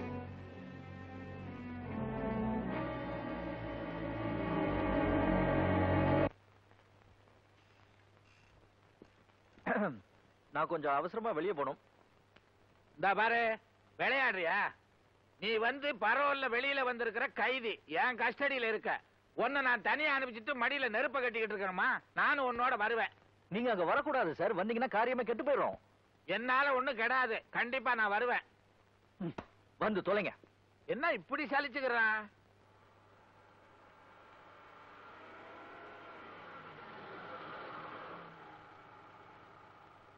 ஆமா, இப்ப நாம எங்க போறோம்? என்ன நான் கேக்குறேன், பதில் பேசாம வந்துகிட்டே இருக்கிற? தேவராஜோட கெஸ்ட் ஹவுஸ்க்கு. அங்க ராத்திரியில என்ன நடக்குதுன்னு நான் பார்க்கணும். ரொம்ப அவசியம்தான். இந்த பாரு, உனக்கு உசிர் மேல ஆசை இருந்தா முதல்ல வண்டியை திருப்பு. எனக்கு உயிர் மேல ஆசை இல்ல. எனக்கு உயிர் மேல ஆசை இருக்க, திருப்பு. இதுக்கு தான் நான் அப்பவே படிச்சு படிச்சு சொன்னேன், கூட வராதீங்கன்னு. கேட்டீங்களா? இப்ப என்ன மொழி போச்சு? வண்டியை ஓரமா நிறுத்த.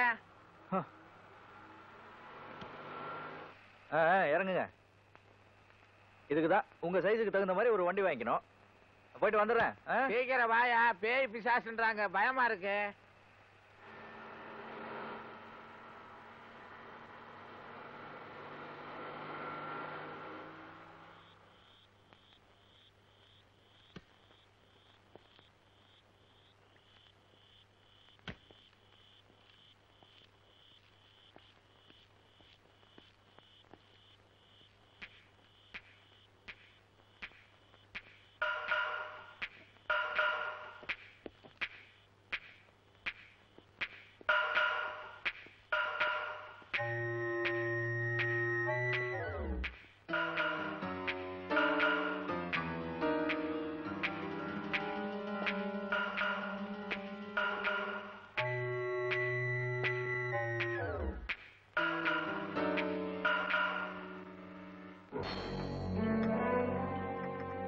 Hi. Sit down, sir. Enjoy. என்ன அது? Brown sugar sir. ஜாக்கிரதை, சொன்ன நேரத்தை கொண்டு ஒப்படைக்கணும்.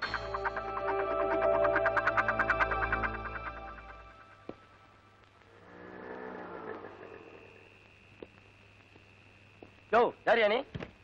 நான் சும்மா நிக்கிறேன். சும்மா நடுராத்திரில என் வீட்டு வாசல்ல ஏன்டா நிக்கிற? ஏண்டாவா? என்ன கொஞ்சம் கூட மரியாதை இல்லாம பேசுற? பல்ல உடைச்சிருவேன். அயோக்கிய பயல. இந்த பாருடா, நடு ரோடு, நான் நிப்பேன். இது கவர்மெண்ட், இது டாக்ஸ் கட்ட. என்ன எவடா கேக்குறது? ஏம்பா சங்கர், யாருப்பா அது? யாருன்னு தெரியலப்பா, மொழியே சரியில்லை, சொல்ல மாட்டேங்கிறான். போன வாரம் மளிகை கடை கோபால அவன் பொண்டாட்டியோட படுத்திருந்த போது எவனோ ஒருத்தன் ஜன்னல் வழியா எட்டி பார்த்தானே, அவன மாதிரியே இல்ல இவன். எந்த ஆள் மாதிரி இருக்கு? யாரு பொண்டாட்டி யாரா பார்த்தா? அது உங்களுக்கு பழக்கம். ஆமாயா, அந்த ஆள மாதிரியே தான் இருக்கு. யோ நில்லையா. என்னது எல்லாரும் வர்றீங்க? நரேந்திரா, இந்தாப்பா நில்ல. இங்க வாயா. இந்த நேரத்துல எங்க போயிட்டு வர? வந்து செகண்ட் ஷோ சினிமா போயிட்டு வர்றேன். என்ன கதையா விடுற? இந்த ஏரியாவுல சினிமா தியேட்டரே இல்ல. எடியா கவுண்டர் ஃபைல. சார், வீணா என் பேர்ல சந்தேகப்படாதீங்க, நான் ஒரு அட்வொகேட். அட்வொகேட்டா? அட்வொகேட்னா கவுண்டர் ஃபைல் கிடையாதா? எட்ரா கவுண்டர் ஃபைல? இந்த பாருங்க, பாடா போடான்னு மரியாதை குறைவா பேசாதீங்க. அட்வொகேட் சந்திரசேகரன் கேள்விப்பட்டிருக்கீங்களா? அது நான் தான். முதல்ல சினிமாவுக்கு போயிட்டு வந்தாங்கற, இப்போ என்னடா அட்வொகேட்ங்கற? உன்னை இப்படி எல்லாம் கேட்டா சரிப்படாது. நட ஸ்டேஷனுக்கு. இந்த பாருங்க, வாயா நீங்க வருத்தப்படாதீங்க. வாயா இருங்க. யோ கேக்கே, இத்தனை நாள் எங்கே போன? அது ஒண்ணு இல்ல, ஊர்ல எங்க மாமா ஒருத்தர் தவறி கிணத்துல விழுந்துட்டு தான் செய்தி வந்தது, அதான் பார்க்க போயிருந்தேன். அடப்பாமே, என்ன ஒண்ணும் ஆகல, அவர் விழுந்த கிணத்துல தண்ணி இல்ல, அதான் அவரே மெதுவா விழுந்து வெளில வந்துட்டாரு. வக்கீல் சார், வக்கீல் சார். வக்கீல நேத்து ராத்திரியில இருந்து காணோம். காணமா? உங்க கூட தானே இருந்தாரு? ஆமாமா, நேத்து ராத்திரி நாங்க 2 பேரும் தான் ஒண்ணா வெளியே போனோம். திரும்பி வரைச்சா ஆளை காணோம். காணமா? அடப்பாவி, நான் இல்லாத போது வக்கீல கொலை பண்ணாம போல் இருக்கு.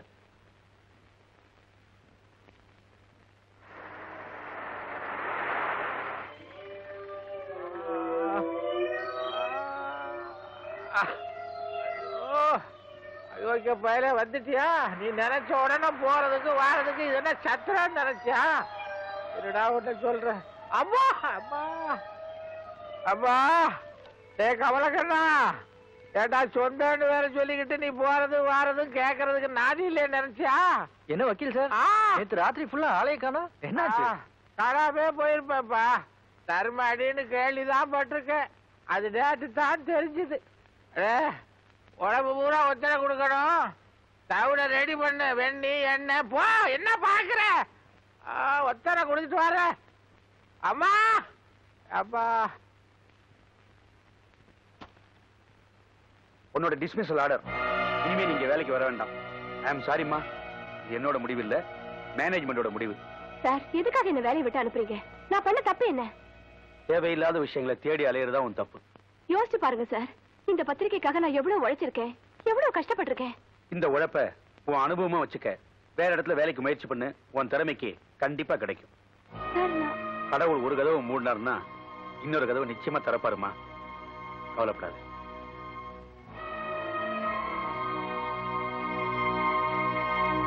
சுந்தரமூர்த்தி, என்னாச்சு? அது விஷயத்த சொல்லிட்டேன். பாவம் ரொம்ப மன வருத்தத்தோட போறா. அவ வருத்தத்தோட போறா, நமக்கு என்னையா? We want discipline. நீங்க சொல்றது உண்மைதான் சார். ஆனா அனிதா நம்ம பத்திரிகைக்கு ரொம்ப பக்கபலமா இருந்தா. She is very intelligent. Mister Sundaramoorthy, Anitha தொடர்ந்து இங்க வேலை பார்த்தா நம்ம நிறுவனத்துக்கு தாயா கஷ்டம் வரும். ஒரு சாதாரண ஜர்னலிஸ்ட விட நமக்கு ரொம்ப முக்கியமானவங்க நம்ம நண்பர்கள் ஐயா. ஒரு வேலையை பாருங்க.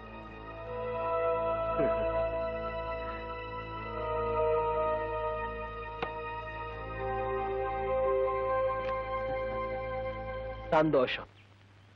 எனக்கு ஒரு ஆசை இருக்கு.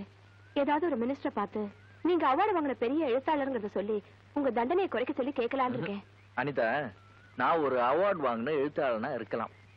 ஆனா சட்டத்துக்கு முன்னாடி நான் ஒரு கொலை குற்றவாளி. ஏன் வீணா உன் டைம் வேஸ்ட் பண்றேன்? இல்ல, நான் முயற்சி பண்ணா நிச்சயம் ஜெயிப்பேன். எனக்கு தன்னம்பிக்கை இருக்கு.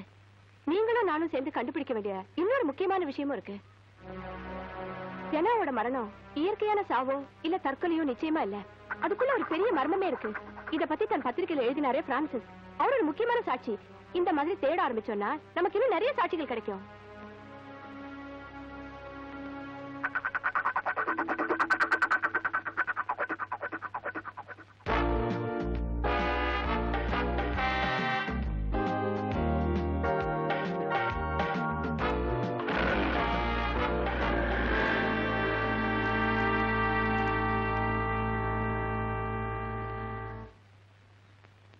இந்தாப்பா, நீ எழுதின நாவலுக்கு ராயல்டி பணம். முதல் எடிஷன்லாம் தீர்ந்து போச்சா, 2வது எடிஷன் வேற போட போறாங்களாம். ஆமா, அந்த பணத்தை எல்லாம் என்ன பண்ண போற?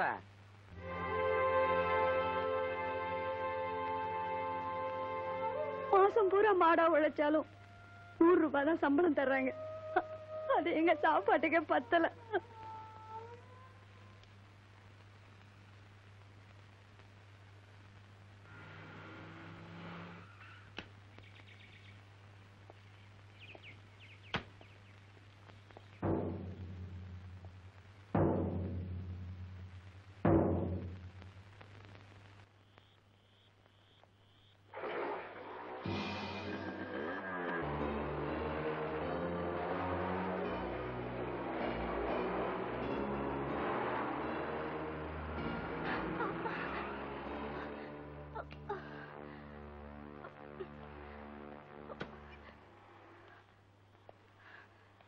இங்கே இரு.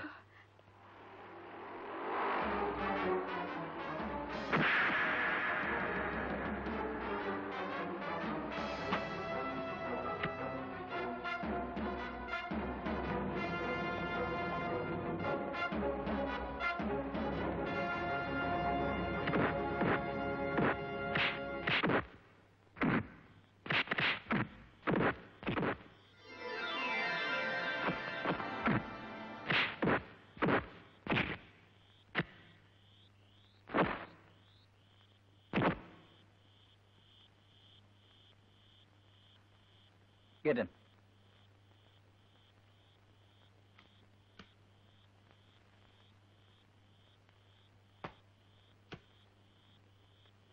அனிதா, ஒரு முக்கியமான விஷயத்தை சொல்றதுக்கு தான் நான் இங்க வந்தேன். என்ன? பிரஸ் ஓனர் பிரான்சிஸ் இறந்துட்டாரு. ஹலோ, ஆமா நான் தான் வக்கீல் பேசுறேன். ராம் நரேந்தர் என் கூட தான் இருக்காரு. டேய், யாரை என் கூட தங்க வைக்கணும் தங்க வைக்க கூடாதுன்னு நான் முடிவு பண்ணணும். பிளடி ஃபூல், வைடா போன. என்ன சார், போன்ல யாராவது மிரட்டுறாங்களா? என்ன மிரட்டுறதுக்கு எவனுக்குப்பா தைரியம் இருக்கு? இல்ல சார், எனக்கு தெரியும். நான் உங்க கூட தங்கி இருக்கிறதுனால தான் உங்களுக்கு இந்த ப்ராப்ளம். என்ன சொல்ற நீ? டெலிபோன் தானே வந்தது, ப்ராப்ளம் எங்க இருந்து வந்தது? சார், இன்னும் கொஞ்ச நாள் என்னோட பரோல் முடிய போகுது. அது வரைக்கும் நான் ஏதாவது ஒரு ஹோட்டல்ல தங்கி இருக்கேனே, என்னால உங்களுக்கு ஏன் வீண் சிரமம்? என்னப்பா அர்த்தம் இல்லாம பேசுற? டெலிபோன்ல மிரட்டுறவனுக்கும் முட்டை கடுதாசி எழுதி போடுறவனுக்கும் பயந்தா முடியுமா? நரேந்திரா, உன்கிட்ட கொஞ்ச நாள் தான் பழகுனேன். ஆனா உன்னை பத்தி என்ன நினைக்கிறேன் தெரியுமா? உன்ன மாதிரி எனக்கு ஒரு தம்பி இருந்திருக்கப்படாதான்னு தோணுதுப்பா. எங்க அம்மா என்ன ஒரே பிள்ளையா பெற்று தவிக்க விட்டு போயிட்டாளேன்னு ரொம்ப வருத்தப்படுறேன்ப்பா.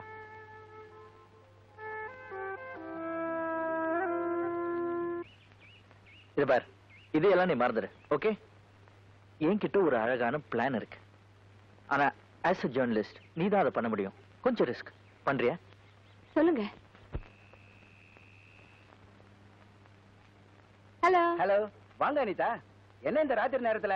ஒண்ணும் இல்ல, நாளைக்கு காலைல ஊருக்கு போறேன். அதுக்குள்ள உங்களை எல்லாம் பார்க்கணும்னு தோணுச்சு. நைட் டியூட்டில இருக்கவங்களை இப்பதானே பார்க்க முடியும். ஆமா, எடிட்டரோட ஏதாவது தகராறா? சிச்சி, ஒண்ணும் இல்ல, நானே தான் ரிசைன் பண்ணேன். கம்பெனில எல்லாரும் இருக்காங்களா? ஓ, இருக்காங்களே. Thank you. ஆ. ஹாய்.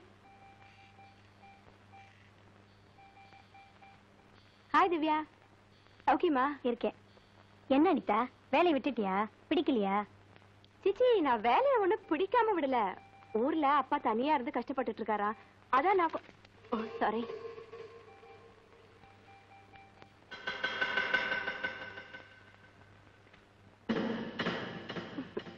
வரட்டுமா? சரி.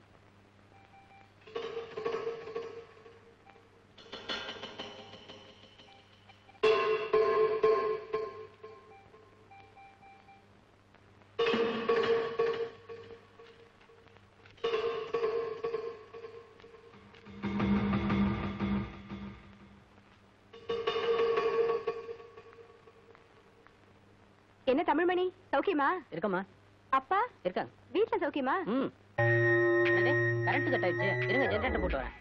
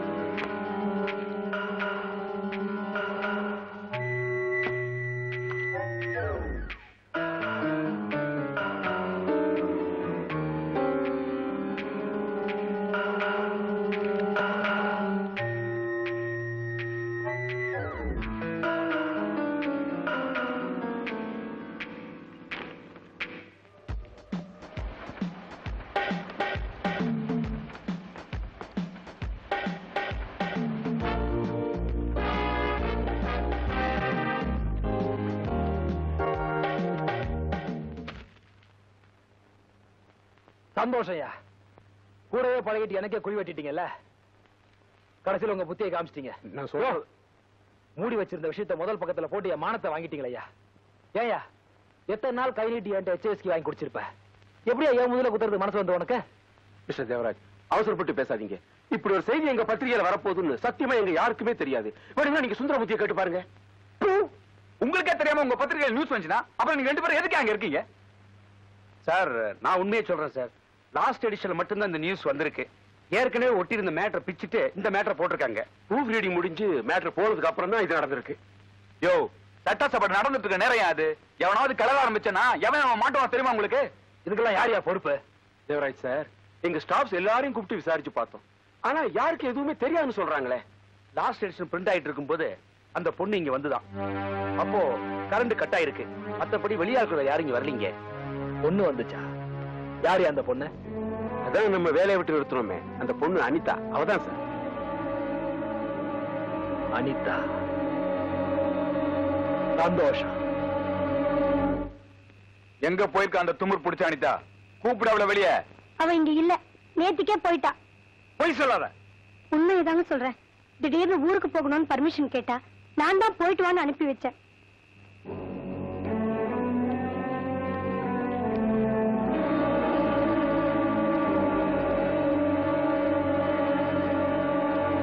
உங்கள எவ்வளவுக்காவது தெரியுமா அவ எங்க போயிருக்கா, எப்ப வருவான்னு? இத பாருங்க, நான் சத்தியமா சொல்றேன், அவ இங்க இல்ல. இது பொம்பளை பசங்க தங்கி இருக்கிற ஹாஸ்டல். தயவு செய்து இங்க ஒண்ணும் ப்ராப்ளம் பண்ணிடாதீங்க ப்ளீஸ். உங்களை நான் கெஞ்சி கேட்டுக்கிறேன். யாரு? அனிலா? அனிதாவா? ஜேர்னலிஸ்ட்னு ஒரு ஜோனா பையன் மாட்டின்னு சுத்துமே அந்த பொண்ணா? ஐயோ, அது சரியான அட்டப்பூச்சியாச்சே. என்கிட்ட கூட இன்டர்வியூ கூட பின்னாடியே சுத்தி வந்தா. நானும் பொறுத்து பார்த்தேன். இந்த பாருமா, என்கிட்ட சொல்றதுக்கு ஒண்ணுல என்ன விட்டுன்னு கெஞ்சி கேட்டுக்கிட்டேன். ஒரு நாளைக்கு என்ன பண்ணேன், அவ மூஞ்சிலே அடிக்கிற மாதிரி கதவை முகத்திலே சாத்தி அமைச்சிட்டேன். அன்னைக்கு பார்த்ததுதான். அதுக்கப்புறம் அவளை பார்க்கவே இல்லை. ஏன் சார் அவளை தேடுறீங்க? அவளை பார்க்க வேண்டி இருக்கு. ஹாஸ்டலுக்கு போயிருந்தோம், அங்க அவ இல்ல. ஒருவேளை இங்க இருக்காளான்னு பார்க்க வந்தோம். இங்க தேடியா 3 ஆம்பளைங்க இருக்கும், அவ்வளவுதான். நானு வக்கீலு, சமையல்காரன். ஆமா, அந்த பொண்ணை பத்தி இப்படி விசாரிக்கிறீங்களே, அவளால ஏதாவது பிரச்சனையா? பிரச்சனை தான். என்ன பிரச்சனைங்கிறத அவகிட்ட நேரடியாவே பேசிக்கிறேன். அதானே, என்கிட்ட ஏன் சொல்லணும்? அவ இனிமே இங்க வரமாட்டா சார். அப்படியே வந்தாலும் உங்களுக்கு ஃபோன் பண்ண சொல்லுவா. வாடா. எக்ஸ்கியூஸ் மீ சார், இன்னைக்கு மார்னிங் நியூஸ் பேப்பர்ல உங்களை பத்தி ஒரு ஐட்டம் படிச்சனே. ஏதோ பழைய விஷயங்களும் குத்தி கிளறி வெளியே கொண்டு வந்துட்டாங்க போல இருக்கே. இவங்களுக்கெல்லாம் வேற வேலையே இல்லை சார். ஆமா, உங்களுக்கும் அந்த பத்திரிக்கைக்கும் ஏதாவது முன்விரோதமோ? ஐயோ, கேட்க கூடாது கேட்ட போல இருக்கு. I'm so sorry. நான் இந்த மாதிரி தான் ஏதாவது கச்சா முச்சான்னு கேட்டு உங்களுக்கு எல்லாம் டென்ஷன் உண்டாக்கி. பரவாயில்ல, நீங்க போங்க.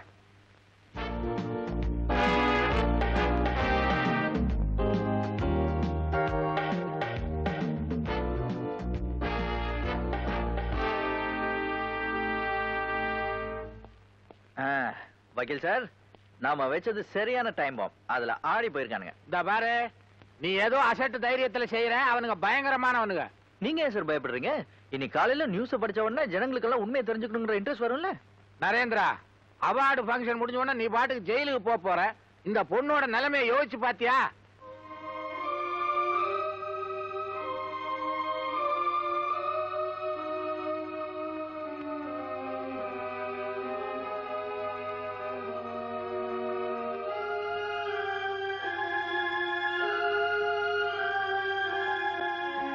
இந்த ஃபங்க்ஷன் முடிஞ்ச உடனே நான் எங்க ஊருக்கு போலான்னு முடிவு பண்ணிருக்கேன்.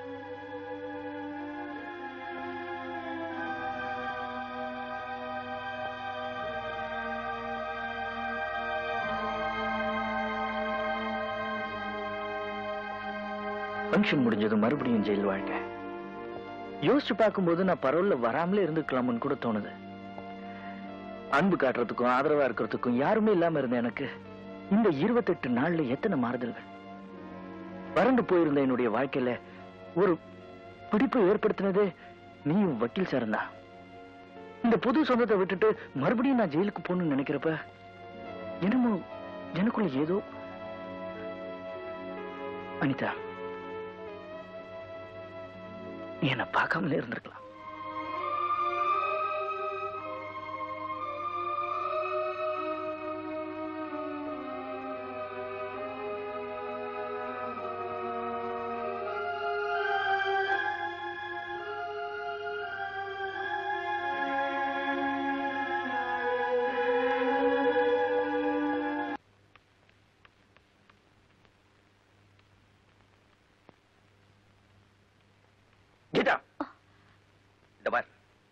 உன்கிட்ட இன்னைக்கு நான் பேசியே ஆகணும். உனக்கு இஷ்டம் இருக்குதோ இல்லையோ உன்கிட்ட இருந்து சில விஷயங்கள் எனக்கு தெரிஞ்சாகணும். நீ இந்த ஊரே கூட்டினாலும் எல்லாரும் முன்னாடி உன்கிட்ட கேட்கறதுக்கு நான் தயங்க மாட்டேன். யார் நீங்க? உங்ககிட்ட பேசுறதுக்கு எனக்கு என்ன இருக்கு? என்ன இருக்குன்னு உனக்கு தெரியும். அப்பாவியான உன் அண்ணனை கொலை பண்ணி உன் குடும்பத்தை நடுத்தருல நிக்க வச்சிருக்கானுங்க. அந்த கொலைகார கும்பலுக்கும் உனக்கு என்ன சம்பந்தம்? நில்லு. பணத்தையும் பலத்தையும் வச்சு இந்த ஊரே ஏமாத்திட்டு இருக்கிற அந்த திருடங்களோட உனக்கு என்ன வேலை? கீதா, போதைப் பொருள் விக்கிற இடத்துலயும் பொம்பளை வியாபாரம் நடத்துற இடத்துல நீ என்ன பண்ற? Are you a pimp or a prostitute? ஏன்னா என்கிட்ட எல்லாத்தையும் சொல்லியிருக்கான். அவனுக்கு வேலை கிடைக்குங்கிறதுக்காக உன் கழுத்துல காதுல இருந்த நகையெல்லாம் கழட்டி கொடுத்திருக்கேன். அவன்கிட்ட பணம் இல்லைங்கிற ஒரே காரணத்துக்காக கூடி வந்த சம்பந்தத்தையும் வேண்டான்னுட்டேன். ஜனா உன்ன நினைச்சே தற்கொலை பண்ணிக்காம இருந்தா. அப்படி எல்லாம் இருந்த நீ இப்ப ஏன் அந்த கொலைகார கும்பலோட சேர்ந்து உண்மையை மறைக்கிற? கீதா, ஜனாவை கொன்னவங்களோட பழகிறது நீ ஜனாவுக்கு செய்யற துரோகம் இல்லையா? சொல்லு.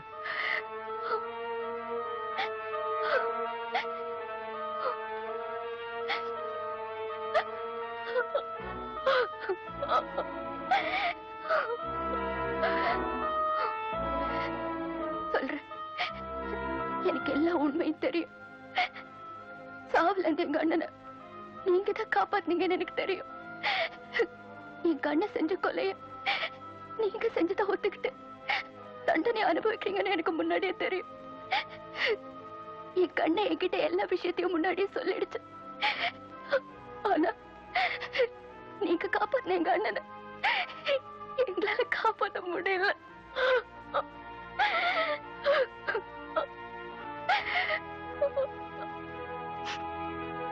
நீங்க பலமுறை எங்க வீட்டுக்கு வந்திருக்கீங்க.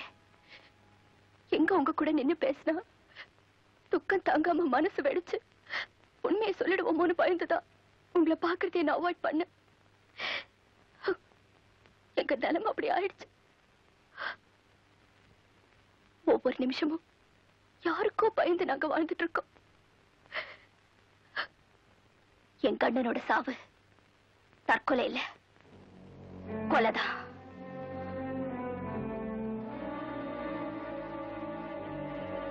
சார், தேவராஜ் சார் உங்களை கூட்டிட்டு வர சொன்னாரு. நாளைக்கு காலைல வரேன்னு சொல்லு. வாமா கண்ணு, அங்க போய் பேசிக்கலாம்.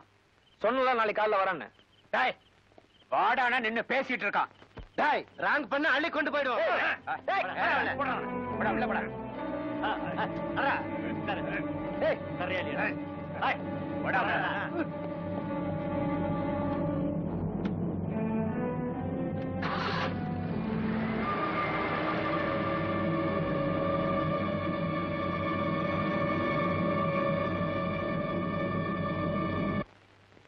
பொழுது விடுகிற வரையிலும் எங்க அண்ணனுக்காக தூங்காம காத்துட்டோம். ஆனா அவரு வரல.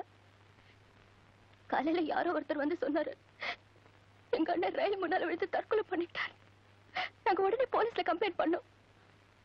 அன்னைக்கு சாயந்தரமே எங்களை விசாரிக்கிறதுக்காக போலீஸ்காரங்க வந்தாங்க.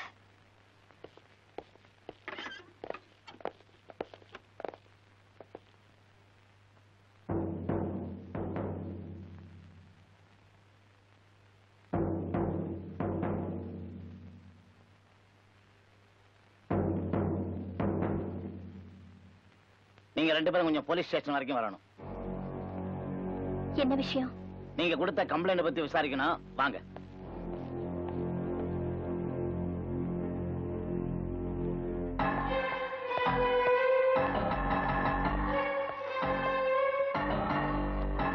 ஏறுங்க.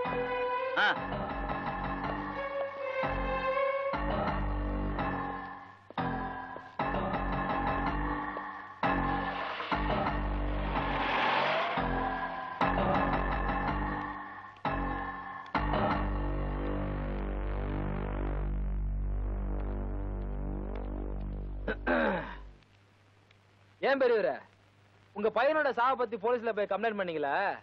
அவங்களால எங்களை என்ன பண்ண முடியும்னு நினைக்கிறீங்க? நீங்க இப்படி பண்ணிருக்கலாம். நேரா என்கிட்ட வந்து சொல்லியிருந்தீங்கன்னா நானே ஒரு என்கொயரி வச்சு உங்க பையன் ஏன் செத்தான், எப்படி செத்தான்னு கண்டுபிடிச்சிருப்பேன். எப்படின்னு கேக்குறீங்களா? அவர் உட்காந்துட்டு இருக்கார, நாடியை பார்த்து பயந்துடாதீங்க. அவர் டிஎஸ்பியோட புள்ள. பக்கத்துல உட்காந்துட்டு இருக்கார வெள்ளையும் ஜல்லையுமா, அவர் மந்திரியோட மச்சான். என்கொயரி பண்றதுக்காக போலீஸ் ஸ்டேஷன் கூட்டிட்டு போறேன்னு சொல்லி எதுக்காக எங்களை இங்க கூட்டிட்டு வந்திருக்கீங்க? பெரியவரே, இது ஒரு வகையில போலீஸ் ஸ்டேஷன் மாதிரி தான். எப்படி கேக்குறீங்களா? எல்லா சட்டங்களையும் அமலுக்கு கொண்டு வர்றது இங்கதான். கீதா, நாம ஏதோ தப்பான இடத்துக்கு வந்துட்டோம் போல இருக்குமா. வாமா போலாம். யோ கொஞ்சம் நில்லியா. இது ஒன் வே டிராபிக் மாதிரி, அதுலயும் டெட் எண்ட். சில விஷயங்களை இங்க பேசி தீர்மானம் பண்ணதுக்கு அப்புறம் தான் உங்களை வெளியில அனுப்புவோம். அயோக்கிய நாயங்களா, எங்கிட்ட படிச்சவங்க 100கணக்கான பேர் இந்த ஊர்ல இருக்காங்க. அவங்கள வச்சு என் மகனை கொலை பண்ணினது யாருன்னு கண்டுபிடிச்சு அவங்கள நான் பழி வாங்குறேன். ஊருக்கு உங்களை பத்தி நான் வெளிச்சம் போட்டு காட்டுறேன். நல்லா பெரிய சீரியல் லைட்டா போட்டு காட்டு. ஐயோ, கீதா.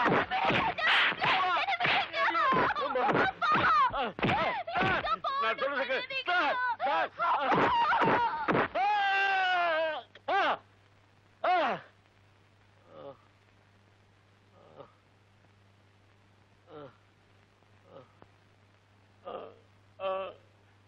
உங்களுக்கு ஜனான்னு ஒரு பையன் இருந்தான், அவன் தற்கொலை பண்ணிக்கிட்டான், அப்படித்தானே?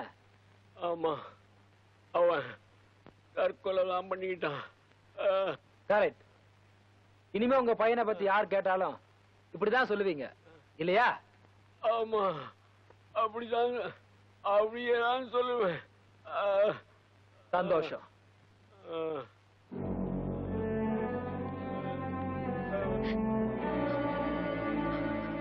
அம்மாடி, இன்னையில இருந்து நீ, உங்க அம்மா, உங்க அப்பா எல்லாம் நான் சொல்றபடிதான் கேட்கணும். மண்டையில மூலக்கார நினைச்சு கண்டபடி ஏதாவது பண்ணீங்கன்னா புழு நசுக்கிற மாதிரி நசுக்கிடுவேன்.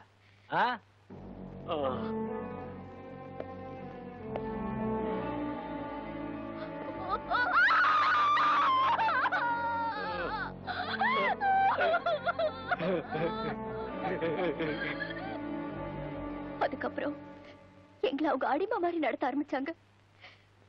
எங்களுக்கும் வேற வழி இல்லாம போச்சு. சாவுக்காக நான் பயப்படல. ஆனா வயசான எங்க அப்பா அம்மாவுக்கு ஆதரவு தர யாரும் இல்லையே. அதுக்கப்புறம் அவங்க கூப்பிடும் போதெல்லாம் நான் போவேன், வருவேன், அவங்க செய்ய சொல்ற வேலையெல்லாம் செய்வேன்.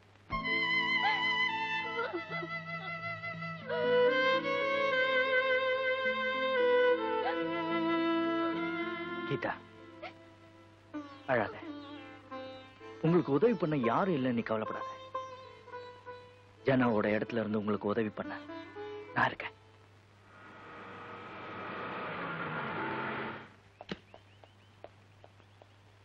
என்ன பசங்களா? அங்கிள் அங்கிள், இப்ப வக்கீல் அங்கிளுக்கு எப்படி இருக்குது? ஏன், என்னாச்சு அவருக்கு? உங்களுக்கும் அடிபட்டுதா? என்ன என்ன சொல்றீங்க? அப்ப உங்களுக்கு விஷயமே தெரியாதா?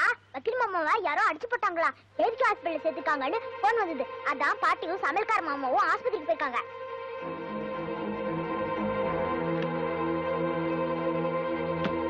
வக்கீலு, கெட்ட நேரத்துலயும் உங்களுக்கு ஒரு நல்ல நேரம் தான். கன்னத்துல பட்டாடி கண்ணுல பட்டிருந்தா என்ன ஆயிருக்கும்? இனிமையாவது வேலையா வெளியில போகும்போது ஏதாவது நல்ல முகத்துல முடிச்சிட்டு போங்க. இவன் முகத்துல முழிக்காதீங்க. வக்கீல் சார், முதல்ல அந்த வீட்டை காலி பண்ணிட்டு வேற வீட்டுக்கு போவோம். ஏண்டா? அன்னைக்கு சும்மா இருந்தவங்களை ஸ்டேஷனுக்கு கொண்டு போய் போலீஸ்காரனுங்க முட்டி பேத்தானுங்க. இன்னைக்கு எவனோ ஒருத்தவங்களை பொத்தி எடுத்திருக்கான். இந்த அம்மாவோட ஒரு தரதர மூச்சு விடு, முதல்ல காலி பண்ணுவோம். அறிவு கெட்டவனே, எங்கே கிடந்த ஒரு கொலகாரனை கொண்டாந்து வீட்டுக்குள்ள வச்சுக்கிட்டு இருக்காரு. இதுக்கெல்லாம் நானாட பொறுப்பு? கமலக்கண்ணா சார், ஒரு உதவி பண்றியா? சொல்லுங்க சார். பக்கத்துல ஒரு ஆட்டோவை புடிச்சு எவ்வளவு சீக்கிரம் இந்த கிழவி அனுப்ப முடியுமோ அனுப்பு. என்ன நீயும் போடா. ஆட்டோலியா? ஆட்டோலியா? நடந்தே போடா. அறிவட்ட கழுதைங்களா. ஒரு மனுஷன் வாழ்வா சாவான்னு போராடிக்கிட்டு இருக்கான். நீங்க 2 பேரும் தஞ்சாவூர் தவுல் மாதிரி அடிச்சுக்கிறீங்களே, போக எதிர்ச்சு. ஐயோ பாவம்னு பாக்க வந்தேன் பாரு. எனக்கு வேணும். வராத கிளவியா கிளவி. இவர் பெரிய குமரன். எது? அப்பா, இங்க இருக்காரு உன் வக்கீல். போ.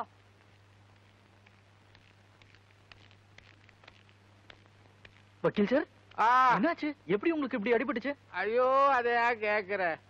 3 குத்து, 7 அடி, 4 உத. சொல்லக்கூடாத இடத்துல எல்லாம் அடிச்சானுங்கப்பா. இன்னொன்னு சொன்னானுங்க பாரு, நான் எங்க அம்மாவுக்கு இல்லீகலா பிறந்தவனா, அதையும் லோக்கல் லாங்குவேஜ்ல சொல்றானுங்கப்பா. யாரு யாரு இப்படி எல்லாம் செஞ்சது? அட, அடிக்கிறவன் அட்ரஸ் கொடுத்துட்டு அடிக்கிறான். எது எப்படி இருந்தாலும் நாளைக்கு உன் அவார்டு ஃபங்க்ஷனுக்கு நான் வந்துடுறேன்ப்பா. ஃபங்க்ஷன் நடந்த அடுத்த நாள் என்னுடைய பரவல் முடியுது. திரும்பவும் நான் ஜெயிலுக்கு போறதுக்குள்ள எனக்குன்னு சில கடமைகள் இருக்கு. அதை நான் முடிச்சாகணும். எங்க அம்மாவுக்கு உடம்பு சரியில்லை, நாளைக்கு வரேன் முதலாளி கிட்ட சொல்லுப்பா.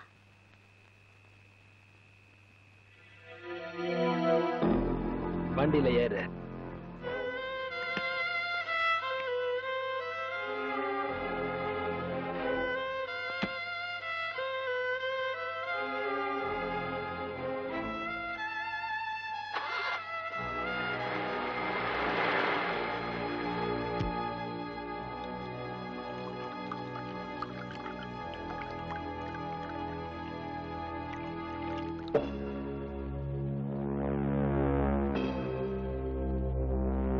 அம்மா கீதா, உங்க அண்ணன் செத்ததுல இருந்து நீ எங்களோட இருக்கிற. எங்களை பத்தி எல்லா ரகசியமும் உனக்கு தெரியும். ஆனா இப்ப எங்களுக்கு எதிரா நீ புத்தாலித்தனத்தை காட்டலான்னு நினைக்கிற. பார்த்தா அது ஒரு ஹீரோ வேற கூட வச்சிருக்க. ஏய், உனக்கும் அந்த ராம் நரேந்திரனுக்கும் என்ன சம்பந்தம்? ஒண்ணும் இல்ல சார். அப்படின்னா அவன் ஏன் அடிக்கடி உன்னோட வீட்டுக்கு வர்றான்? வந்து அவரை வர வேண்டாம்னு சொல்லிடுறேன். சந்தோஷம். அவன் வராம இருக்க மாட்டானே.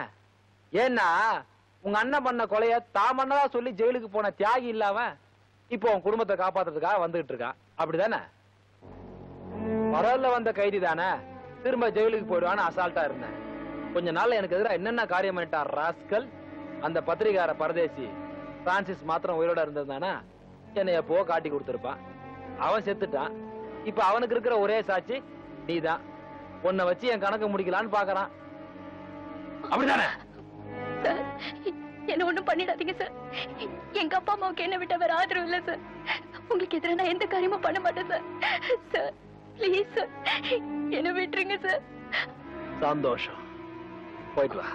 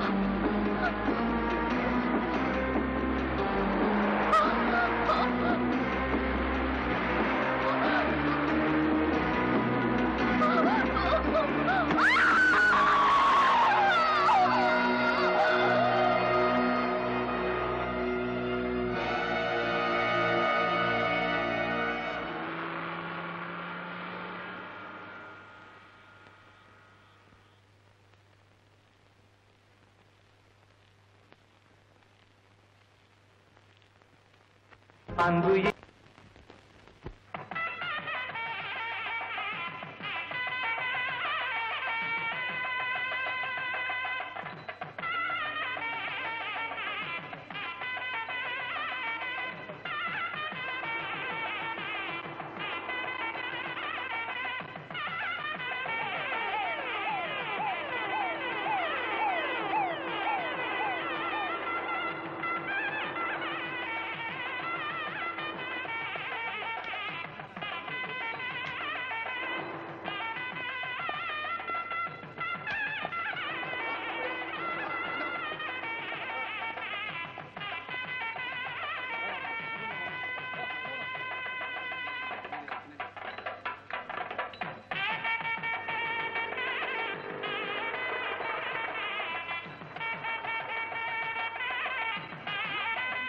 இன்னும் நரேந்திரன் வரலம்மா.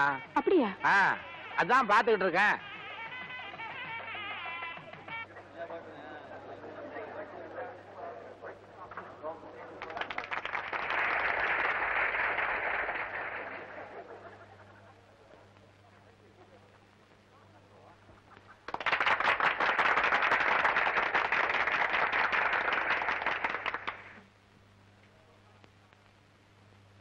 இப்பொழுது மாண்புமிகு அமைச்சர் அவர்கள் சிறப்புரை ஆற்றுவார்கள்.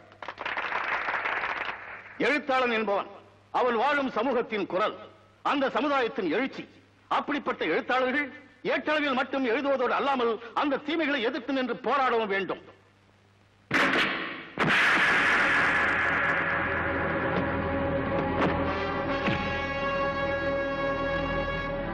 டிஎஸ்பியோட மகன் ஊரை ஏமாத்தி ஐபி கொடுத்த பொறுக்கி, நீ மந்திரியோட மச்சான், 3 பேருமா சேர்ந்து ஊரை அழிக்க புறப்பட்டீங்களா?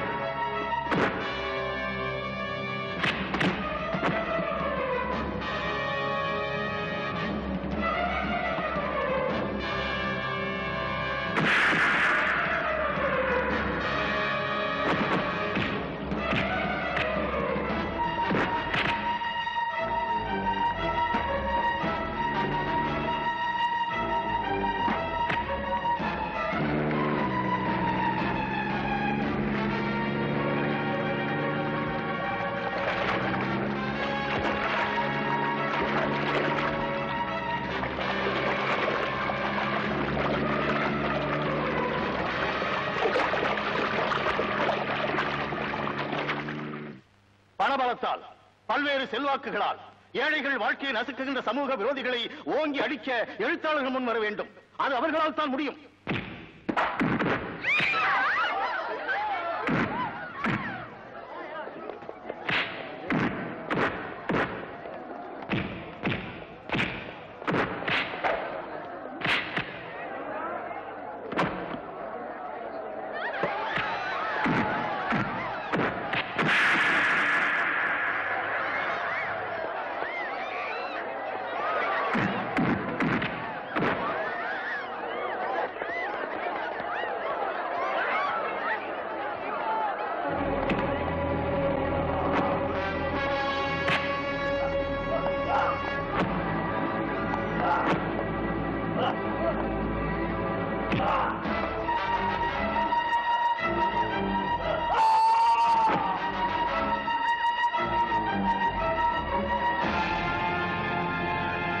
இதோ ஒரு மனிதன் நாவலிலே ஆசிரியர் ராம் நரேந்திரன் சுடுகாட்டில் கூட விபச்சாரத்துக்கு இழுக்கப்படுகின்ற ஒரு பெண்ணை பற்றி விவரித்து கூறியுள்ளார்கள்.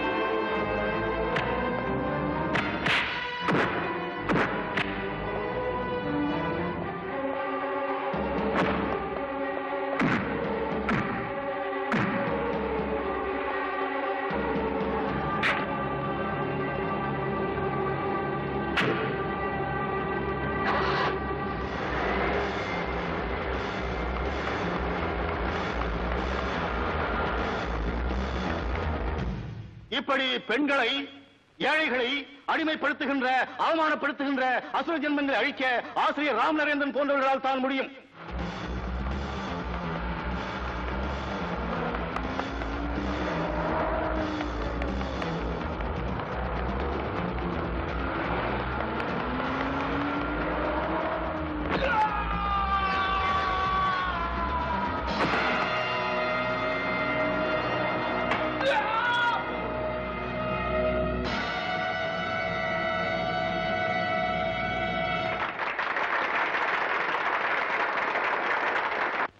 இப்பொழுது மாண்புமிகு அமைச்சர் அவர்கள் இதோ ஒரு மனிதன் புஸ்தகம் சம்பந்தப்பட்டவர்களுக்கு பரிசுகள் வழங்குவார்கள். முதலில் பிரிண்டர் பத்மநாபன்,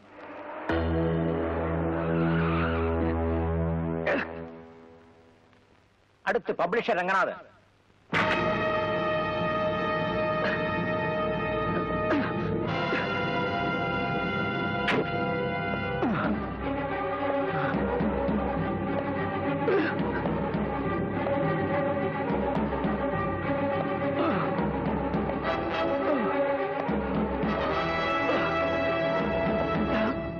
திரு ராம் நரேந்திரன் அவர்கள் இன்னமும் வராததால் அவரது பரிசை அட்வொகேட் திரு சந்திரசேகரன் அவர்கள் பெற்றுக் கொள்வார்கள்.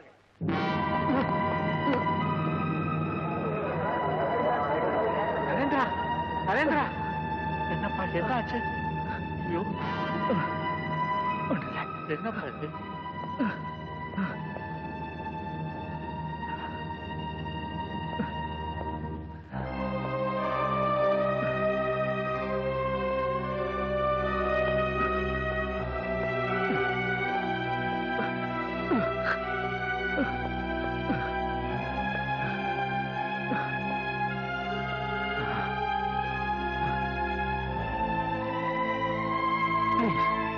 உட்காருங்க.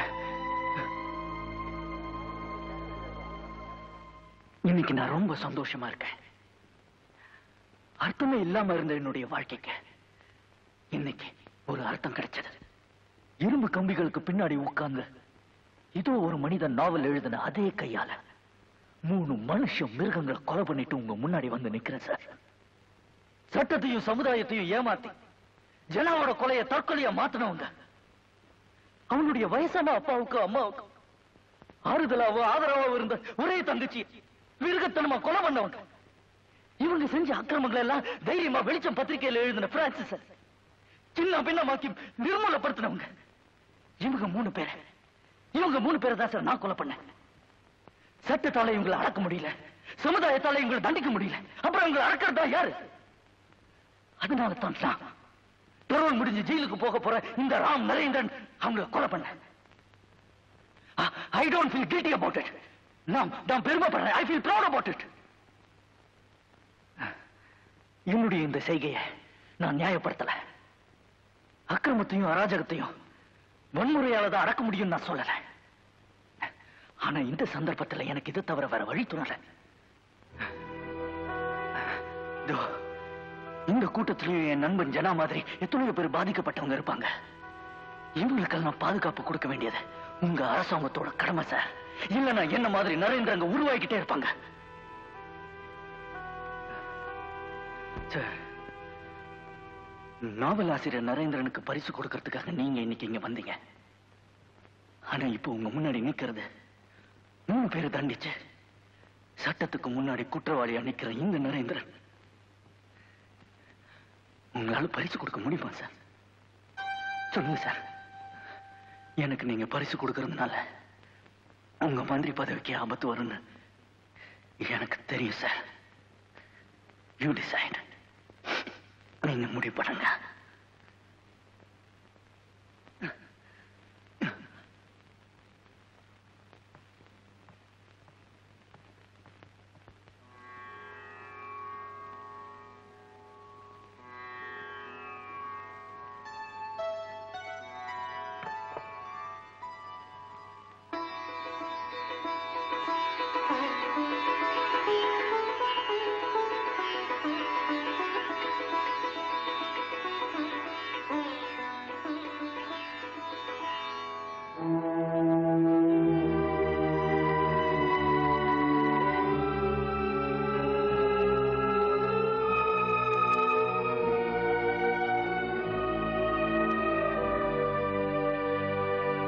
நரேந்திரா,